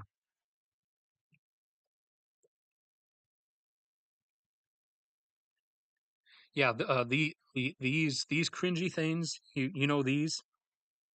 Basically, the only thing you might see in the store in forms of like in terms of like a robot is like they might get this and then like tape, like duct tape a meter stick or like a yardstick to it that has like a phone screen or like a screen, an iPad or something up on top of it, and have this like wheel around in the store with like a person's face on it talking you through stuff, and have this like guide you around places to like to the specific place on the aisle or wherever you're trying to get.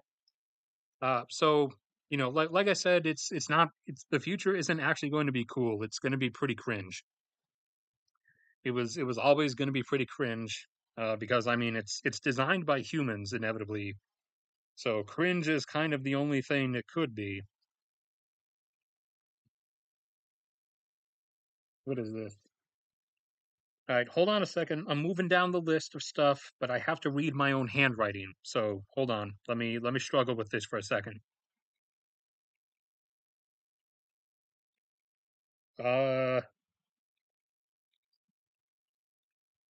Man, I didn't know my handwriting changed so much in just the last like 5 months. This is illegible. I should probably check chat like a responsible streamer.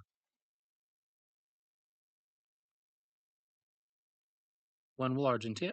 Argentina's not going to collapse.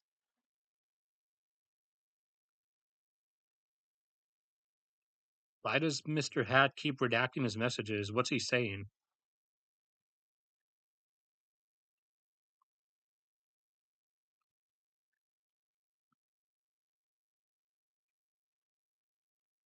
Uh, the collapse of which regimes? Quite a number of regimes are going to collapse before before the 2030s, but quite a lot are also going to collapse in the 2030s.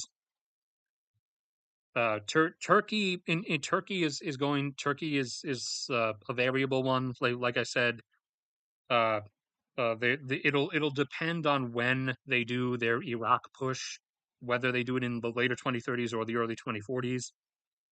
But I mean, first they're going to do. First, they're going for northern Syria, although the earthquake did delay their plans a bit. Then they're inevitably going to start something with Greece over the islands. Uh, NATO's not going to.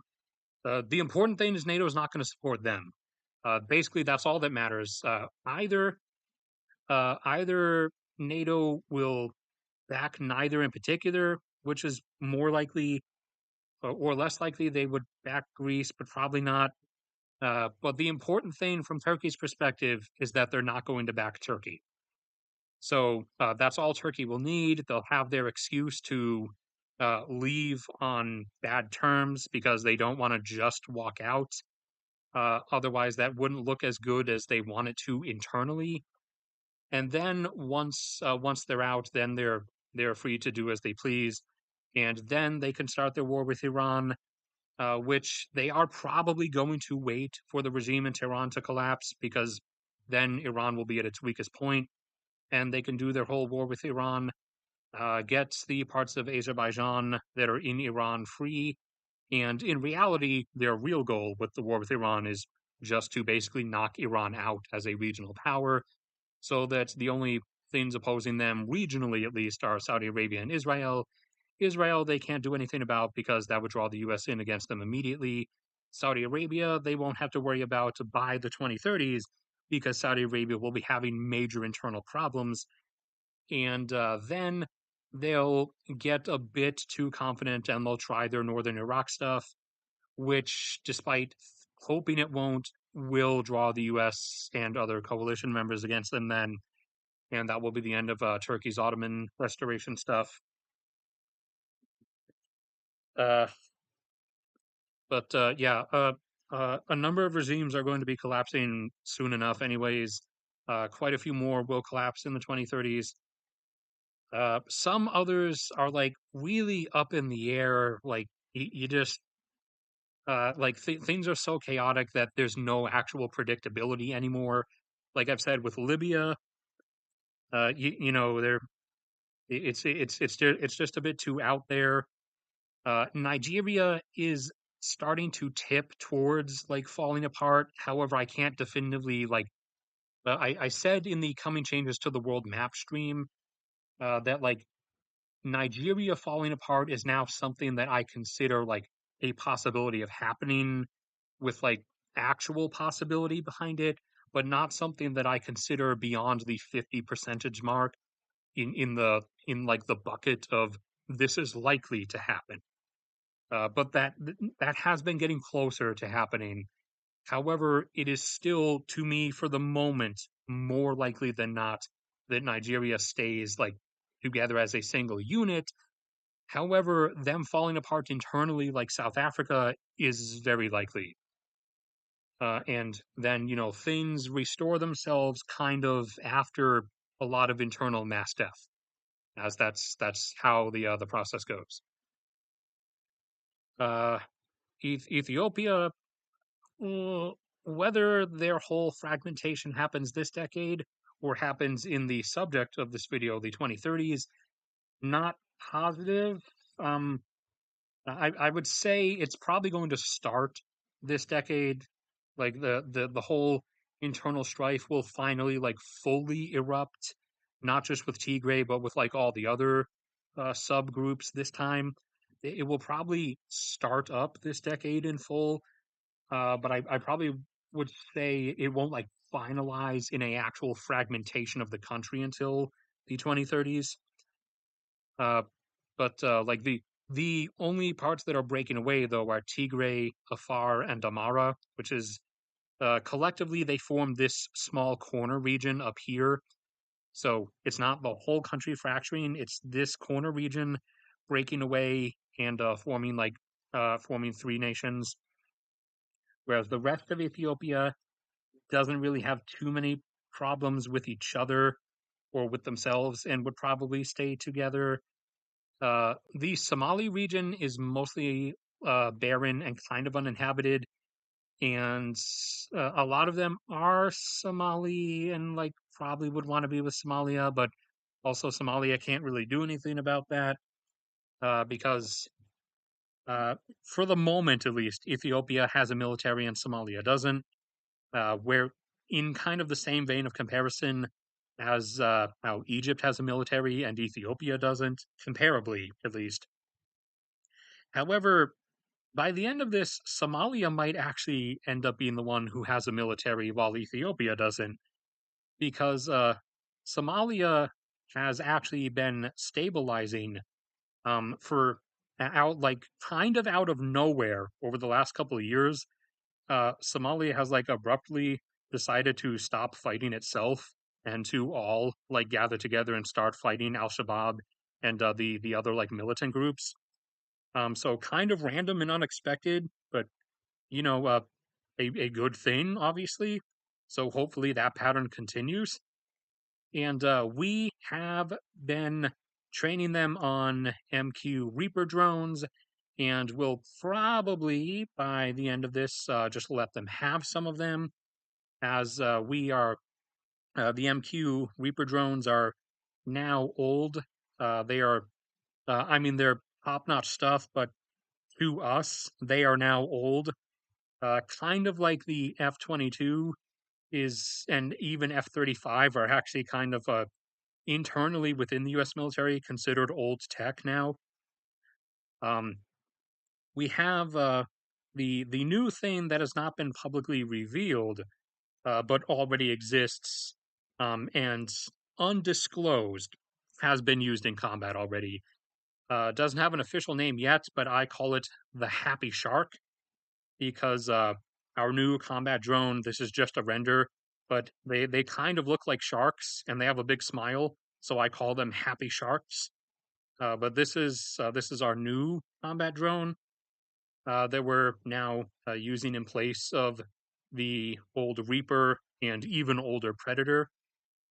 But we've been training Somalians on Reapers and Predators, and are probably just going to let them have some of them because their mechanics that we trained are actually really on point with maintaining them, and their operators are actually really good at piloting them. Like they're actually really like everyone who we've been training to do stuff has actually been really like dedicated to it, which is it's like the opposite of what we experienced last time back in the 90s. Now they're like all in on stuff. And what was like a another comparison I want to make? Oh yeah, they're like the opposite of training the ANA, the Afghan National Army. Whereas the ANA were like really big slackers and like didn't really like pay attention to stuff all that well, and like were kind of nonchalant about it. The Somalis that we're training now are like the opposite of that, and the opposite of what they were back in the 90s. Like they are all in on it. So Somalia is actually becoming more stable. And so if this pattern continues, if in the 2030s Somalia might actually be a stable place. However, even if they are, bad stuff's going to be happening, and there's going to be a lot of mass death before then. And also, their government's still being pretty iffy about stuff. Like they're still trying to insist that only 40,000 people died of starvation and dehydration last year in the like massive drought and famine that's ongoing in the region. That is finally getting relieved now by rain. Recently, they've been getting a lot of rain. Them in Kenya and Ethiopia for the last several weeks. However, like literally everybody knows that hundreds of thousands of people died in Somalia specifically. However, Mogadishu is being like adamantly insistent that it was only around 40,000. So they need to get a bit more trustworthy. They need to work on that aspect. But ignoring the politicians, the regular Somalis, especially the Somalis in the Somali military, are actually like really on point with stuff this time, and have been showing zero fear, like full charging into combat because apart from us giving them drones to do some drone strikes with, they don't have that much else to work with. Like their army is literally just guys in camo with some AK-47s. But they have been that they have been like full on Rambo zero fear charging into combats. Even knowing their loss ratios in infantry combat against the militant groups, they've been like full Rambo charging without a self preservation care in the world. So it's actually looking a lot more up for them this time. So they might actually be like a stable place in the 2030s, which is something I never thought I would say about Somalia. I mean, I said that about Somaliland, but because Somaliland had been okay for the last like 30 years, but regular Somalia, I never thought I would end up saying that. But now I am. However, there's going to be quite a few episodes of mass death in between now and then. Basically, no matter what they do. However, if if they avoid like having internal internal bucklings from those events, then Somalia might actually be like a stable, functioning place in the 2030s. And a oil supplier by that point as well. And actually, in the 2030s, they would then, assuming they do become a reliably stable place, they will then quickly become a decent oil supplier, as by then, being a stable place, oil companies will be willing to actually go onshore of Somalia, which, based on the topography and geology, is where most likely the majority of their oil is, particularly around this portion where the gradual slope towards the sea effect is seen. So they, in the 2030s, will have a massive spring up, the likes of which is currently being seen with Guyana and is about to be seen with Namibia, who should be springing up their first oil output around 2026. Is, I believe, is it Shell or ConocoPhillips that's doing the stuff offshore of Namibia? I can't remember. Uh, and if you missed, also, I made something recently about Namibia's oil prospects. It actually turns out they seem to have much more than was first thought. Instead of looking like their northern neighbor Angola, Namibia is actually looking a lot more like southeastern offshore Brazil, which I'm sure you're aware of how prolific offshore Brazil has been. So Namibia is actually looking really good, and they will benefit very largely economically from their massive resource holdings that they seem to have, because they also have a lot of rare earths up here, and probably some cobalt and lithium over here, a bunch of uranium and copper in the middle there, and some manganese down here, and probably some chromium. But they will benefit a lot more than others, simply just like Guyana will, simply because their population is so small. So it's like the contrast between Texas, where stuff's not that great. It kind of looks a lot like the rest of the Southeast, versus my home state, Alaska, where I really want to get back to. But that requires money, and I got 2020 back in 2020, so I don't have my job anymore. Texas versus Alaska, where, we have like really well maintained infrastructure, some of the best maintained roads in the country, and even like completely repair earthquake damage within like a week or two, usually. And we have like we have like actual fully functioning stuff. We even like replace our fiber optic cables and our internet infrastructure like every 3 years. And we have like public mass transit and everything. We have a state, not state as in the national government. People usually say state funded, what they usually mean the national government, but I mean state as in the state government. We have a state funded like healthcare mostly coverage system that people can use. I mean, you wouldn't see that in Texas because Texas doesn't believe in that.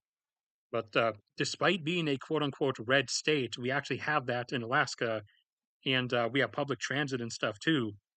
And like basically, Alaska is really well off and well kept and well maintained compared to Texas, because while we both have oil money, um, technically we in Alaska, we also have mining money. However, the difference is Texas has 30 million people crammed into it, whereas we up in Alaska only have about 700,000 people that we have to take care of. So our oil and mining money actually goes a long way and works out really well for us. And that is why the same is quickly happening for Guyana. As you heard, I did a video a while ago about how they are actually finally building connecting infrastructure to their neighboring nations, such as Brazil and Suriname, because they literally, up until now, I'm not even joking, they did not have roads or railroads or anything that actually connected them to their neighbors. They had nothing except like paths through the jungle that some vehicles in four-wheel drive could traverse. So they're actually building connecting infrastructure with their neighbors, and except Venezuela. We'll talk about that in a second because that has to do with the 2030s as well. And also, I just saw more updates. They have been spending more of their oil boom money on not just building that, connecting stuff, but and also they're expanding the port that exists in Georgetown and actually deepening it and widening it so that more than just like really small cargo and general cargo ships can come in there. They are also spending it on, you know, fixing the infrastructure that already existed in their towns and cities because it was pretty run down. So I saw some of their recent update pictures of like actual first world looking paved roads in some of their towns where like you can see the before and after pictures, and it is a huge transformation in some of those like before after shots. And they've also been paying they've also been fronting the money for their electrical providers to actually expand electricity access to they still had like tens of thousands of citizens who didn't have electricity even in some of their major cities. And they were putting out some of the releases showing them like adding the wire connectors to like various houses and buildings that still up to this day didn't have electricity. So they've been able to go very far even with just these past 2 years of oil money alone, because they have about our same population. Speaking to my home state, Alaska, they have about 700,000 people as well. So, like with us, their oil money will actually go a very long way. Unfortunately, I am not in Alaska. I am stuck in this state, South Carolina, right around this area, right here, which is not fun because it's burning hot and it smells, and everybody throws their trash everywhere because they're a bunch of rednecks. And I walk along the side of the road picking it up, including all the broken glass from people's beer bottles. But that's beside the point. Get me out of here, please. I want to go home. But Namibia will be able to go a long way as well because they only have about like 2.5 million people. By the 2030s, they'll be at like 2.7, and they'll probably level off at 3. Back to what I said had to do with the 2030s. Also, Venezuela will have a induced regime change soon enough, primarily because they're going to end up at war with us. Google Earth, what are you doing? With us, the U.S., uh, which isn't really going to be a war. It's going to be a barrage of some cruise missiles and some airstrikes, and then Caracas is basically going to give up. And by Caracas giving up, I don't mean Maduro's going to give up. I mean his military is going to give up because his military at this point now consists of guys in ski masks in jeeps with AKs that just go around black bagging dissidents and protesters in the middle of the night. On paper, he still has a few, I think, Su-27s. However, the government doesn't have the money to maintain those planes anymore, so they have nothing. However, he is still going to try something eventually with Guyana. That dotted line you see, or dashed line, this is Venezuela's claim because ever since Guyana found oil off their shore back in 2016, Venezuela has started vocally renewing their claims that the entire western half of Guyana belongs to Venezuela. So eventually there's going to be a flashpoint where either maybe Maduro is going to send something across the border, that something being like guys in jeeps because that's all he really has, or he might send what remains of his navy, which wasn't much to begin with, to harass like some Guyanese ships or platforms off the coast. And Guyana is going to ask for help from, uh, I mean, who else? Because we're right here, and we're also the ones who buy their oil anyways. So then we're going to come in, and Caracas is going to go, or at least the government in Caracas is going to end up gone. And then Venezuela is whatever new government forms in Venezuela uh, is going to let primarily Chevron in because Chevron's the one who keeps coming in and fixing Venezuela's mistakes. I you guys hear in the OPEC update videos usually that after they collapsed internally and their oil production dropped to only 400,000. Venezuela's been going through a pattern of they let outside oil industry in. Usually, the particular company is Chevron, which happens to arbitrarily be my favorite by chance. But they let Chevron in. Chevron fixes a lot of stuff. Their production usually goes back up to like 900,000. Then Maduro abruptly kicks Chevron out. Venezuela's production then proceeds to collapse because of that. Then he lets Chevron back in for a few months. They fix the production again a little bit, at least it goes back up to 900,000. Then he kicks them out again and it collapses again. And they keep repeating this pattern. They've been repeating it for like 4 years now. However, post Maduro, uh, the whatever new government comes about in Caracas, whether they I don't know whether they feel like communism again, or whether they feel like I don't know Norwegian socialism, or whether they feel like something else. They're definitely going to let Chevron in again and actually fix everything and like restore their internal like oil industry itself so that it can function mildly on its own at least. And Venezuela will come back up to its 3 million barrel per day plateau sometime in the 2030s and potentially then finally start pursuing development of the Ornico belt, which will then allow them to go up to like 5 or 6 million barrels per day, which they can hold for the entire 21st century. They will be one of the last ones standing, along with Canada primarily. So 2030s will see the actual return of Venezuela to its normal levels of oil production that it used to maintain. And maybe by the later 2030s, it will start to climb upwards. It will start the Ornico Belt stuff. However, that's probably not likely until the 2040s.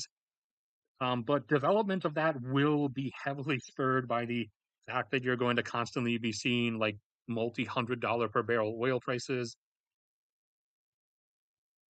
And let's see, what else did we have going on?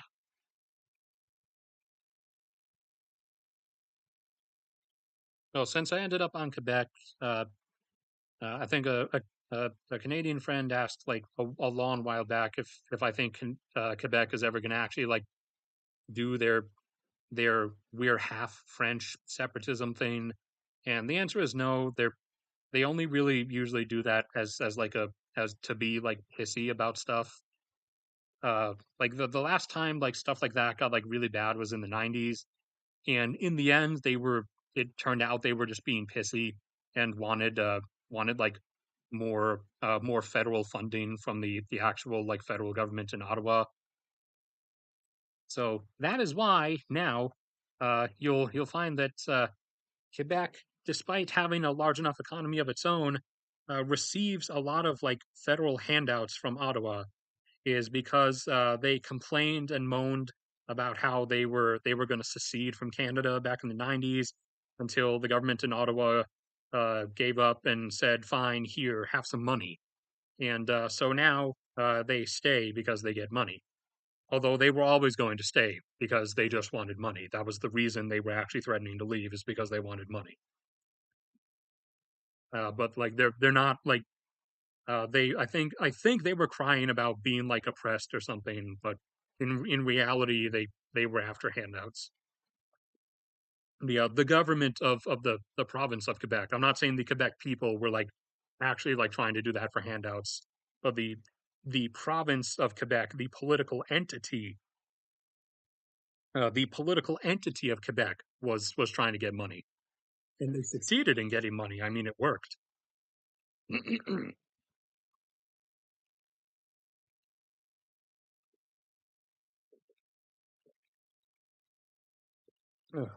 Sorry, I'm chugging some more water.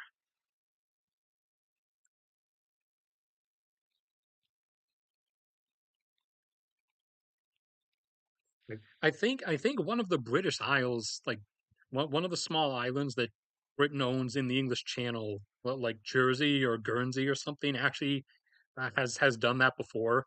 like that they've threatened to like secede or threatened to join France or something until like London agreed to like give them more money or whatever in their yearly balance. Excuse me, mouse cursor, please cooperate. Thank you. All right, what else do we have here? We have actually a chat that I should check. I don't know why my thing jumped over to Vuk, the little fox. Vuk is an awesome film, by the way. Watch it in its original Hungarian.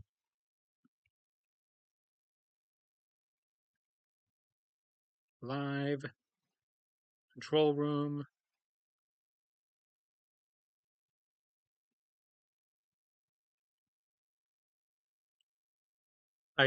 I I literally spent a huge amount of time talking about Somalia.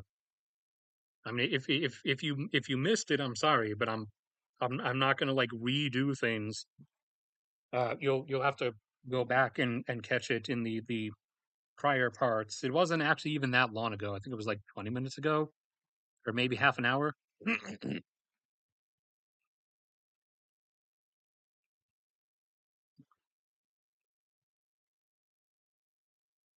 Where will the Chinese migrate to? Everywhere. Uh, I mean, uh, primarily, primarily they seem to go they seem to go to the U.S., Canada, and Australia.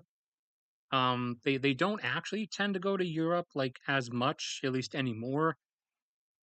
Back in like the early 2000s and 90s, they did actually like the UK and Germany a lot.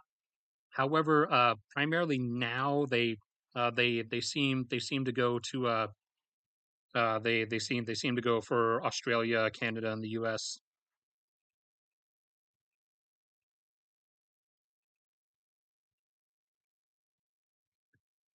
All right, what else do we have here? Oh, we have the something that's actually already happening, but will happen to a much greater extent, or basically in the 2030s, you will be seeing around you the like end after effects of it is the mass reduction in the amount of stuff, the amount of stores or particular locations of any given chain is as stuff gets more expensive to maintain and to constantly like have full shelves of stuff and to constantly have places staffed and everything and pay the utility bills and the rent for stores and chains, everything's going to be like consolidating locations. This has actually already started happening for here in the place that I am stuck in, still near to Somerville, actually. But the particular pharmacy store that my mother gets her medication from, I get mine from a different one because I previously got mine from Fred Meyer back up home in Fairbanks. But I there's no Fred Meyer down here because they're primarily an Alaskan thing. Apparently, there's some in Idaho for some random reason, but primarily they're an Alaskan thing. They are connected with Kroger, however, so I was able to find some Kroger places nearby so that I can keep my as good as having insurance pay for it discount via my Kroger membership. Whereas instead of paying like hundreds of dollars a month for insurance or having to work slave labor for a corporation for it, I pay a grand total of $36 a year to Kroger for them to only charge me like 5% of the price of my medications, which is a pretty good deal in my opinion, at least. They the store my mother go uses a different place. She gets hers from CVS, and there are a lot of CVSs everywhere. However, they have already started consolidation. The one that the exact like particular location she goes to is closing next month because of mounting expense. They they're keeping the employees like the farm not just the pharmacists but also the assistant techs, the cashiers, and everything. They're just moving them to different locations. But it's the weight of the weight of rising utilities, rent, and also just you know of constantly paying to have shelves stocked with items in the store part of the store. And if you know anything about how stuff works, those shelves in stores of any kind, they don't really empty by normal means. They empty either by shortages or when a new batch of stuff is ordered and everything on the shelf is cleared out and thrown away. So they can't afford to keep doing that anymore for as many stores as they have. So they're starting to shut down various stores and consolidate locations. Particularly the like specific location store that my mother has been going to is being closed. So she now has to go to a different one a couple of miles further away. So that is going to continue happening, not just in the U.S. but worldwide this decade. And as we hit the later part of this decade is when it's going to be like in full swing. And then by the 2030s, it will still be ongoing, but by the 2030s, you will more be seeing like the settled end result of it.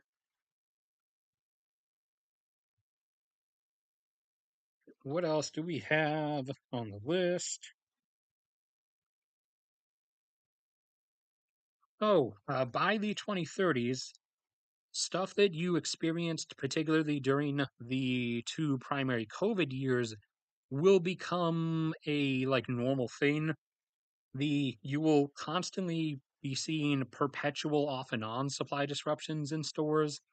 Like no matter what, whatever time, there will always, by the time we're in the 2030s at least, there will always be something, there will be some particular item or some section of the store, some particular set of item types that will be either out or constantly in limited stock. Because by that point, because of all the things we have already discussed and that I constantly discuss in videos and streams on the channel, uh, because of all the different types of stuff disrupting everything that will be so constant by that point and kind of has already become constant. But you ain't seen nothing yet. There is constantly, perpetually going to be like some kind of shortage of something because of things happening somewhere.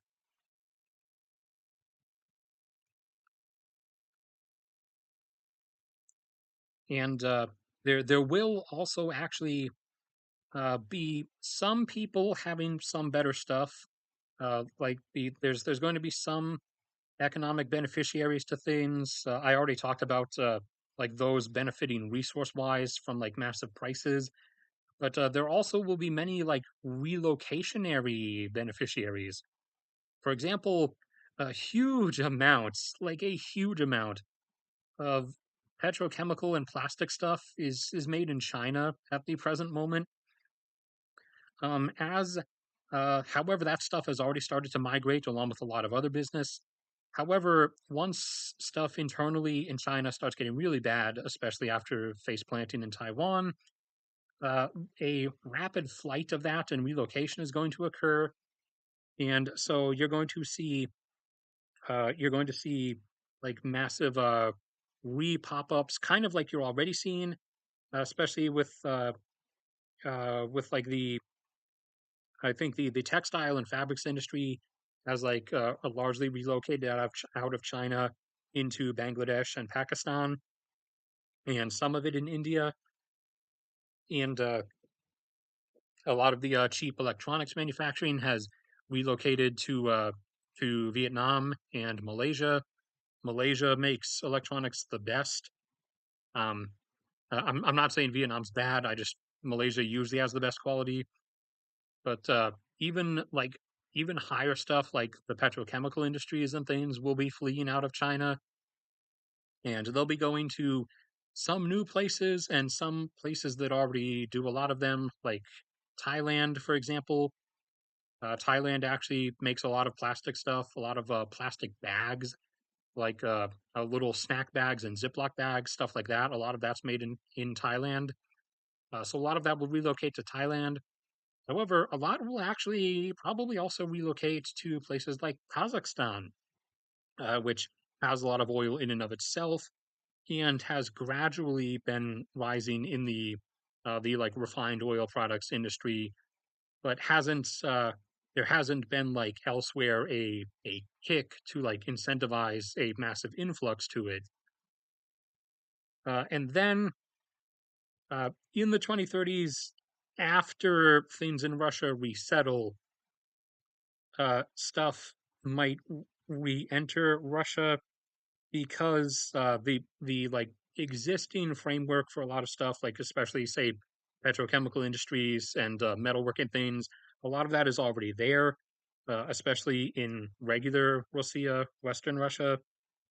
So it will technically be a re-entry, but also a bit of relocation because a lot of metal stuff is also done in China, unfortunately, like steel making and aluminum refining.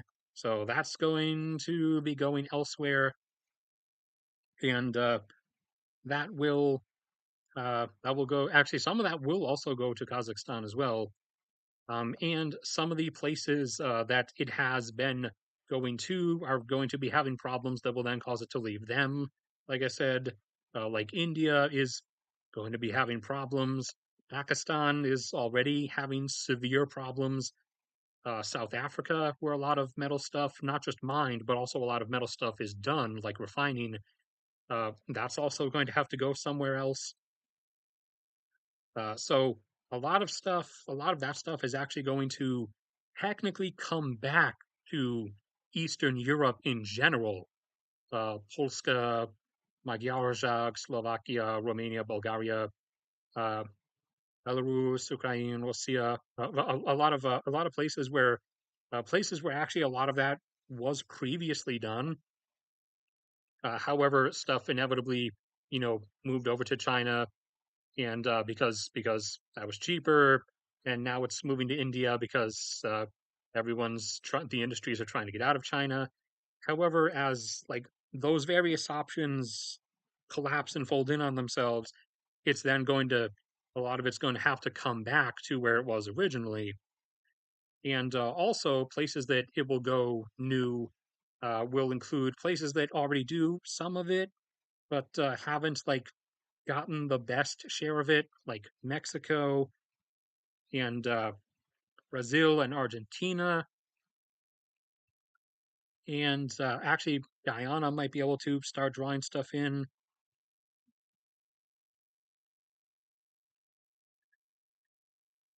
And I think Qatar actually has started doing a fair amount of aluminum refining because they have so much gas, they can generate so much electricity and do whatever they want with it, and they also that they want to avoid the UAE's mistake of basing the non-oil portion of their economy on luxury nonsense.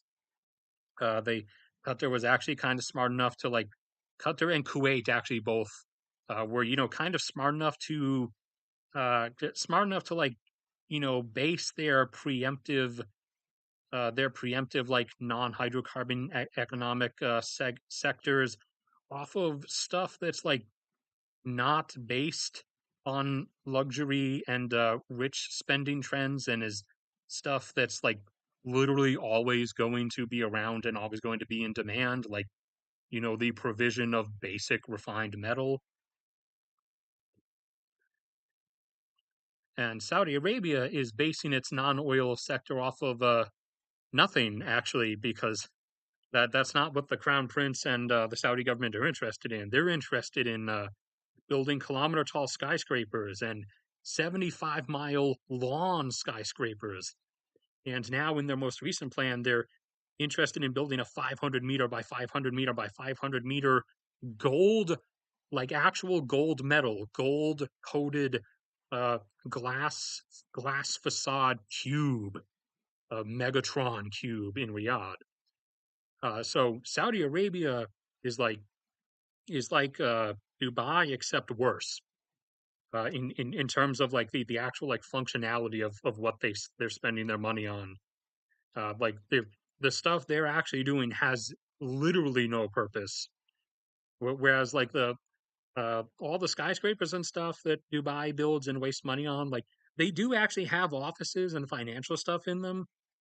Whereas over in Saudi Arabia, they for one, they don't even finish anything they start, and B, it doesn't actually serve a purpose. It's just there for them to spend money for the sake of showing that they have money to spend.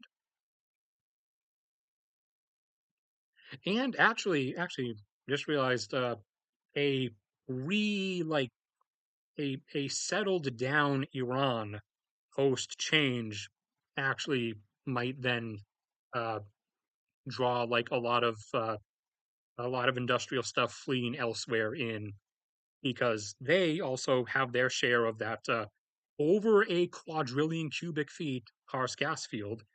They have their share of super mega, not infinite, but practically economic timeline terms infinite gas energy that they can use to do a whole bunch of stuff. And also they do actually have experience with a lot of stuff.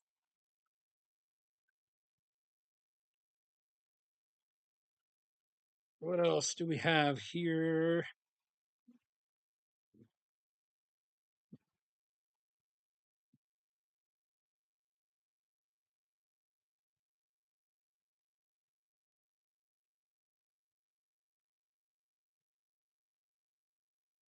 All right, I think that's mostly it for what I had written down on the list. And in terms of what I did not have written on the list, that I said it was fine because I remembered it at the beginning of the stream. You're going to be shocked. I forgot it over the course of the stream. So actually, I no longer remember it. So I can't really bring those things up. Oh, Josh exists.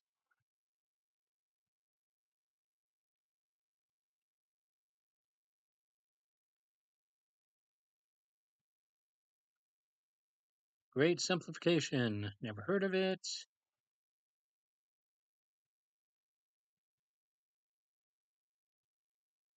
Uh, national capital.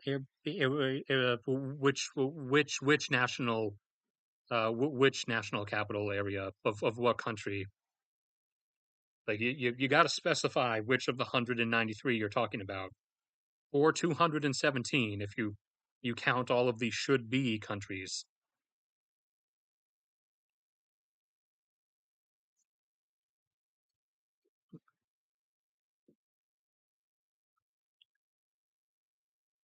Hey, I mean the Egyptian pyramids technically weren't a waste of resources. If you assume that the pharaohs who built them were looking like 3 or 4 thousand years into the future, where they would inevitably serve as a source of tourism revenue. But you know, if you're not being generous, then then yeah, that was a pretty decent waste of resources. 132 years to build those things, and tens of thousands of deaths from overworked labor in the U.S. Uh, but DC doesn't have like some hugely elevated like standard of living compared to everybody else.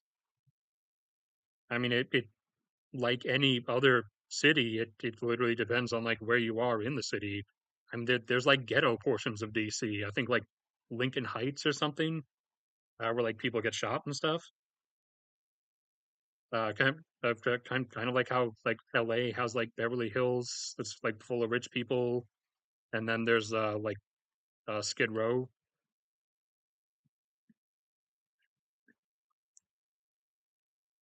Ugh. Hold on, my jaw's popping.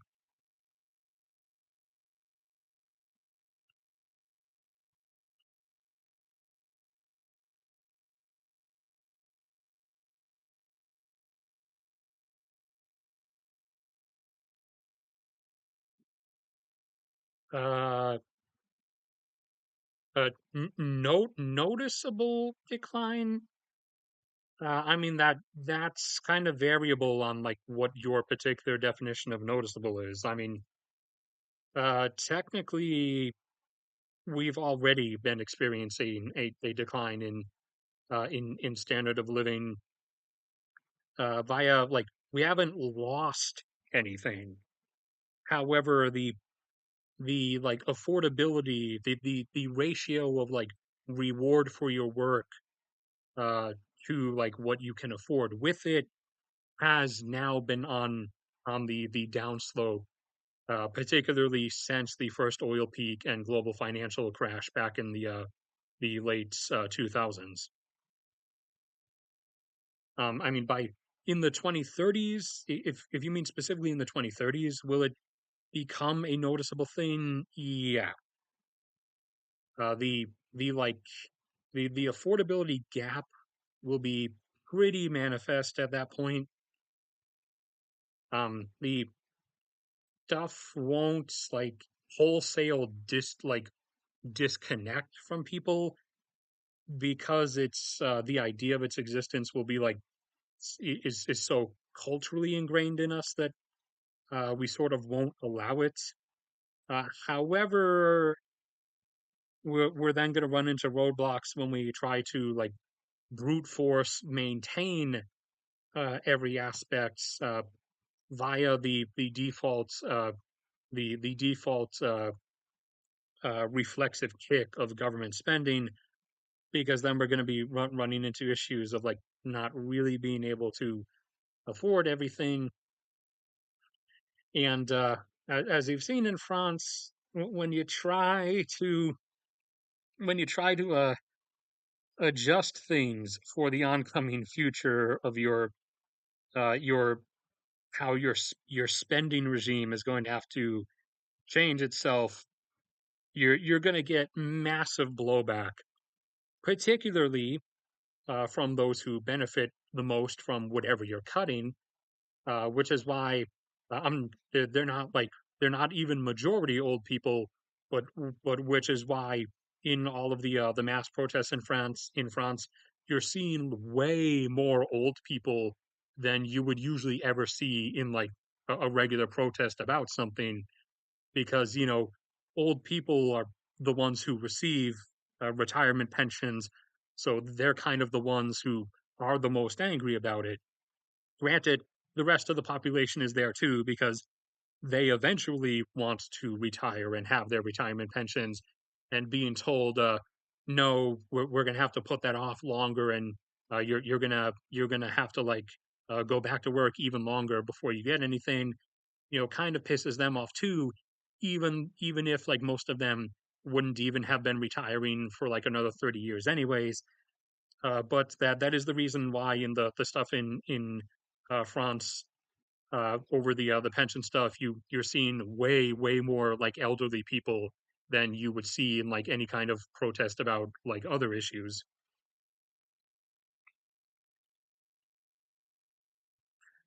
So issues like that will be getting run into uh, everywhere by the 2030s. Yes, most definitely, because everyone's going to be running into various walls of having to like choose one thing or the other.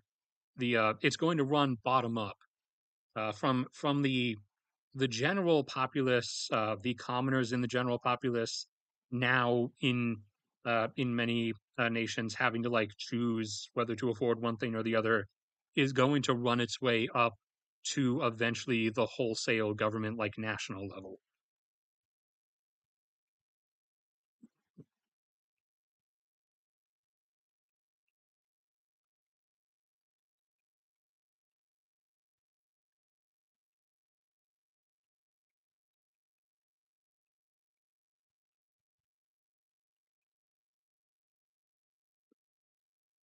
Oh, dude, I thought you were talking about like the U.S. like in the U.S.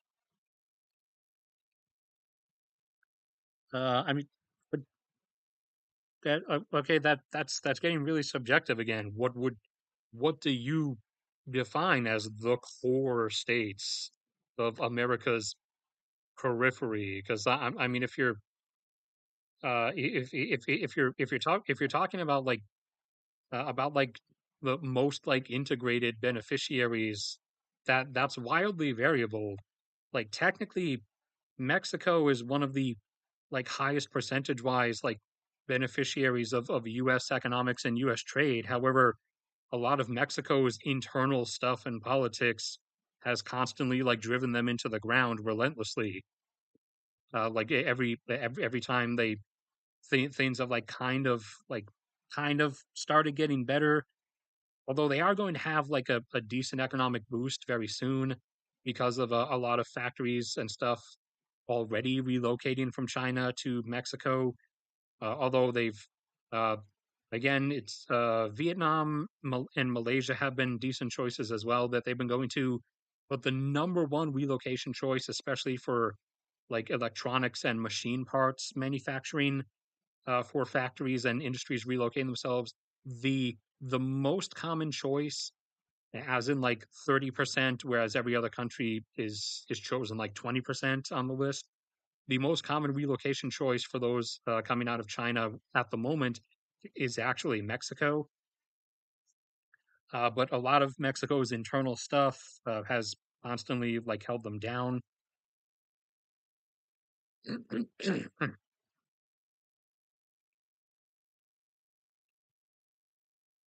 But like a lot of a number at least a number at least of like ones I'd assume you'd probably call like quote unquote core U.S. associated states or something actually operate like a lot on their own more than you're probably giving them credit for. The UK for the most part, France actually I would say the most. I mean because then that would also depend on like the entire array of who you consider U.S. associated.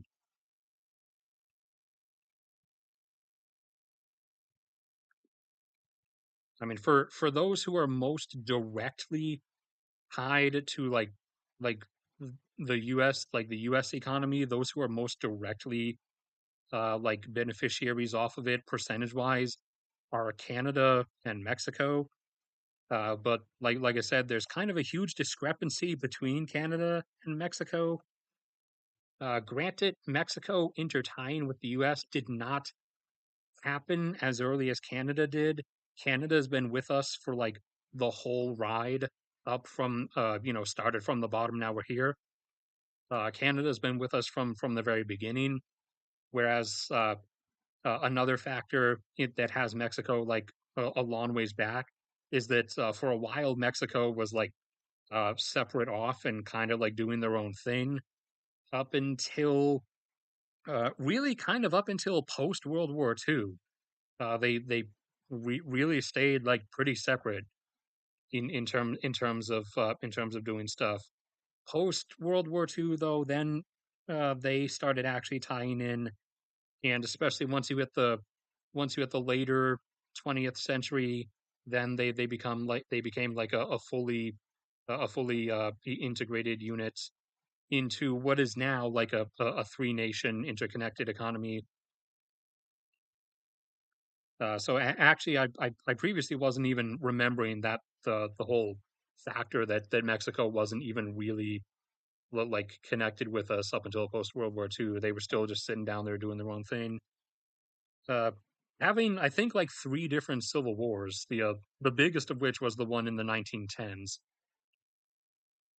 where the whole country was on fire or something. But Canada was like tied in with us from the very beginning.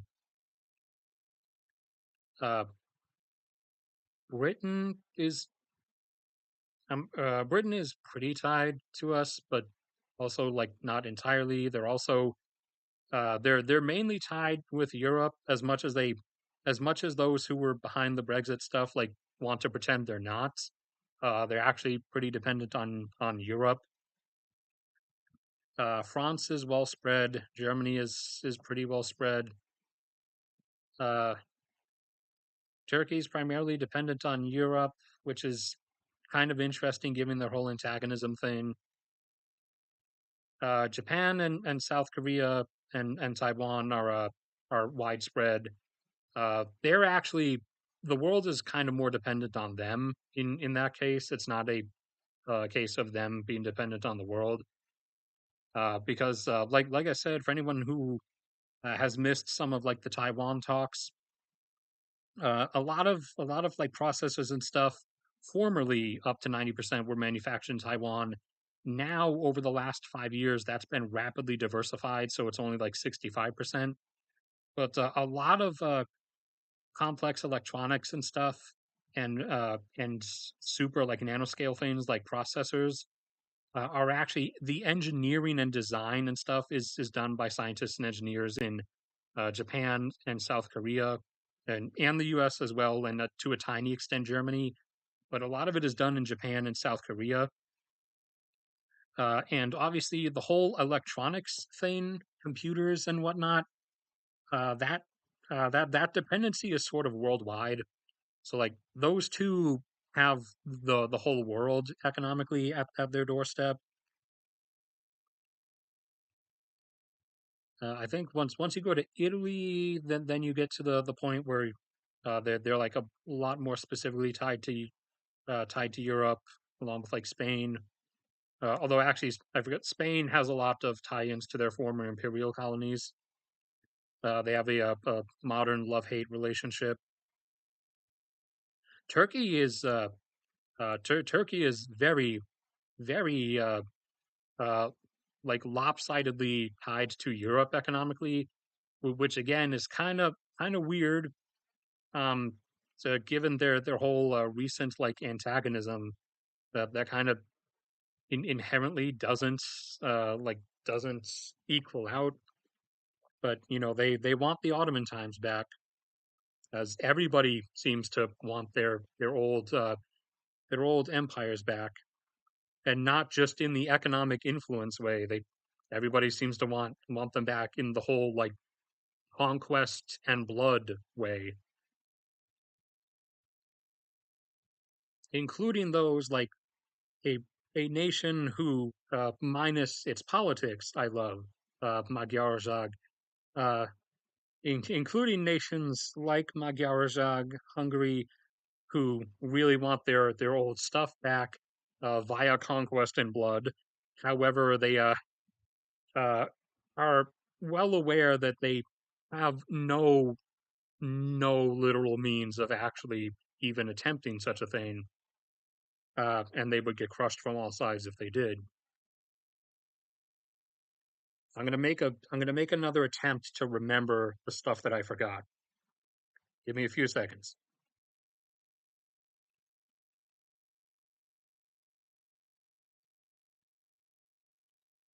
Nope, I pretty solidly forgot it.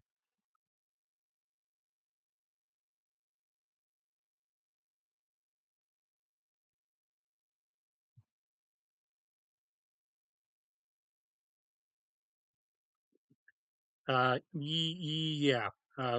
Retirement is a modern thing. That's only really been like I was actually trying to I was actually trying to get this through to some people recently that a lot of the stuff that you have come to culturally consider normal uh, has only, at least in modernized nations, has only really been like a thing for the last 60 or 70 years. It is it and it's been like an aberration against the backdrop of history, and it's not really maintainable anymore. It's already on like it's on the fringe at the moment, and will remain teetering on the fringe for the next couple decades. However, then we're going to pass over a threshold where it just falls apart. Like I've said, the way I usually describe it with the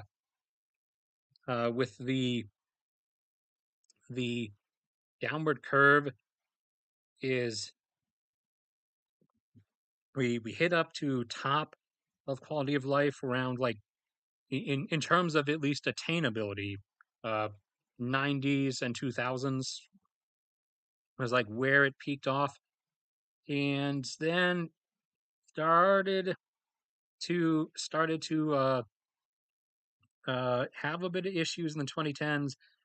As we go into the 2020s now, it is curving downwards, not that severely.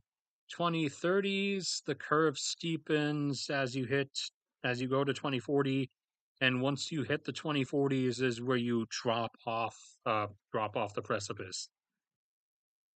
The the sort of grand culmination of things where everything falls apart and then has to reform itself to some extent on a global scale is about the middle of the century. Despite despite what some people and some narratives push, no, like civilization is not literally going to collapse and we're going to revert to cavemen or some nonsense like that. There is a bottom threshold. There is sort of a floor of there is sort of a floor that's a combination of at least nuclear and coal will not let us drop below. Uh, plus, uh, plus throw in some geothermal if we're smart enough to actually start using it like we should. Especially now that we can blast through like any difficult rock layer with a giant microwave drill, something that we were always capable of doing but had no interest in and only really started trying out in the last few years. Just like burner reactors that consume nuclear waste and get rid of it, just and just like quite a number of other things, uh, like uh, nuclear space engines. You know, we've been able to do those technically since the '60s. Only really tried building one. Uh, uh, we tried building one, and Roscosmos tried building one back in the '80s. But then we both agreed, you know, it's too expensive. Like every other like good cool thing, we stopped doing it because it was too expensive. And every not cool, not helpful thing like solar PV and mindlessly chasing after fusion, no matter how many hints it gives us that it ain't working. Every not going to work out thing that is too expensive, we keep chasing and keep spending money on, even though it's too expensive. So we have a repeating pattern of stupidity that we keep going on. But the grand fall apart, uh, if it is not artificially triggered before then, it comes around the middle of the century and will also be a process like everything else. It will not be an instantaneous thing that happens overnight. Chug some more water, even though the stream's about to end.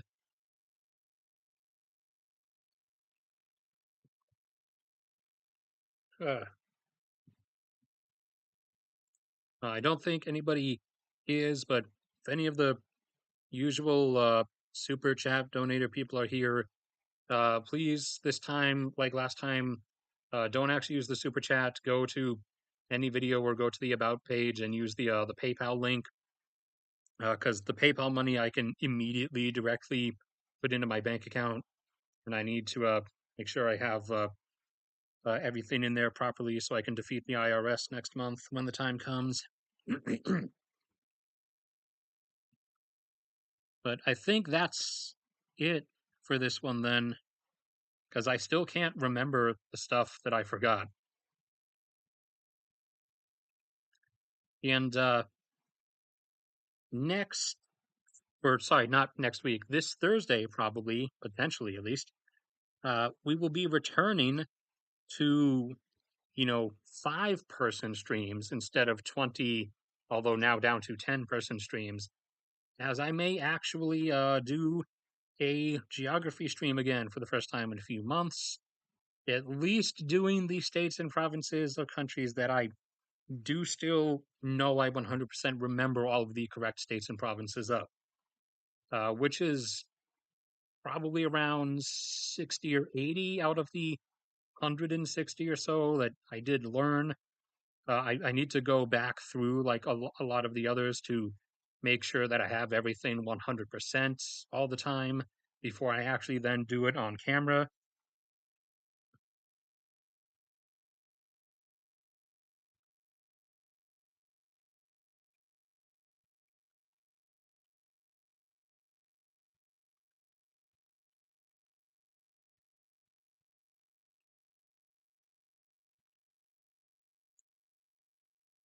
Oh yeah, that is the whole collapsing demographics thing actually is also in that way as well going to several decades from now at least lead to a fair amount of mass death because of the absence of younger caretakers. Although I suppose technically in China's case, in China's like upcoming internal turmoil, because of how severe their demographic issue is already, that might happen in China like much sooner than it's going to happen elsewhere.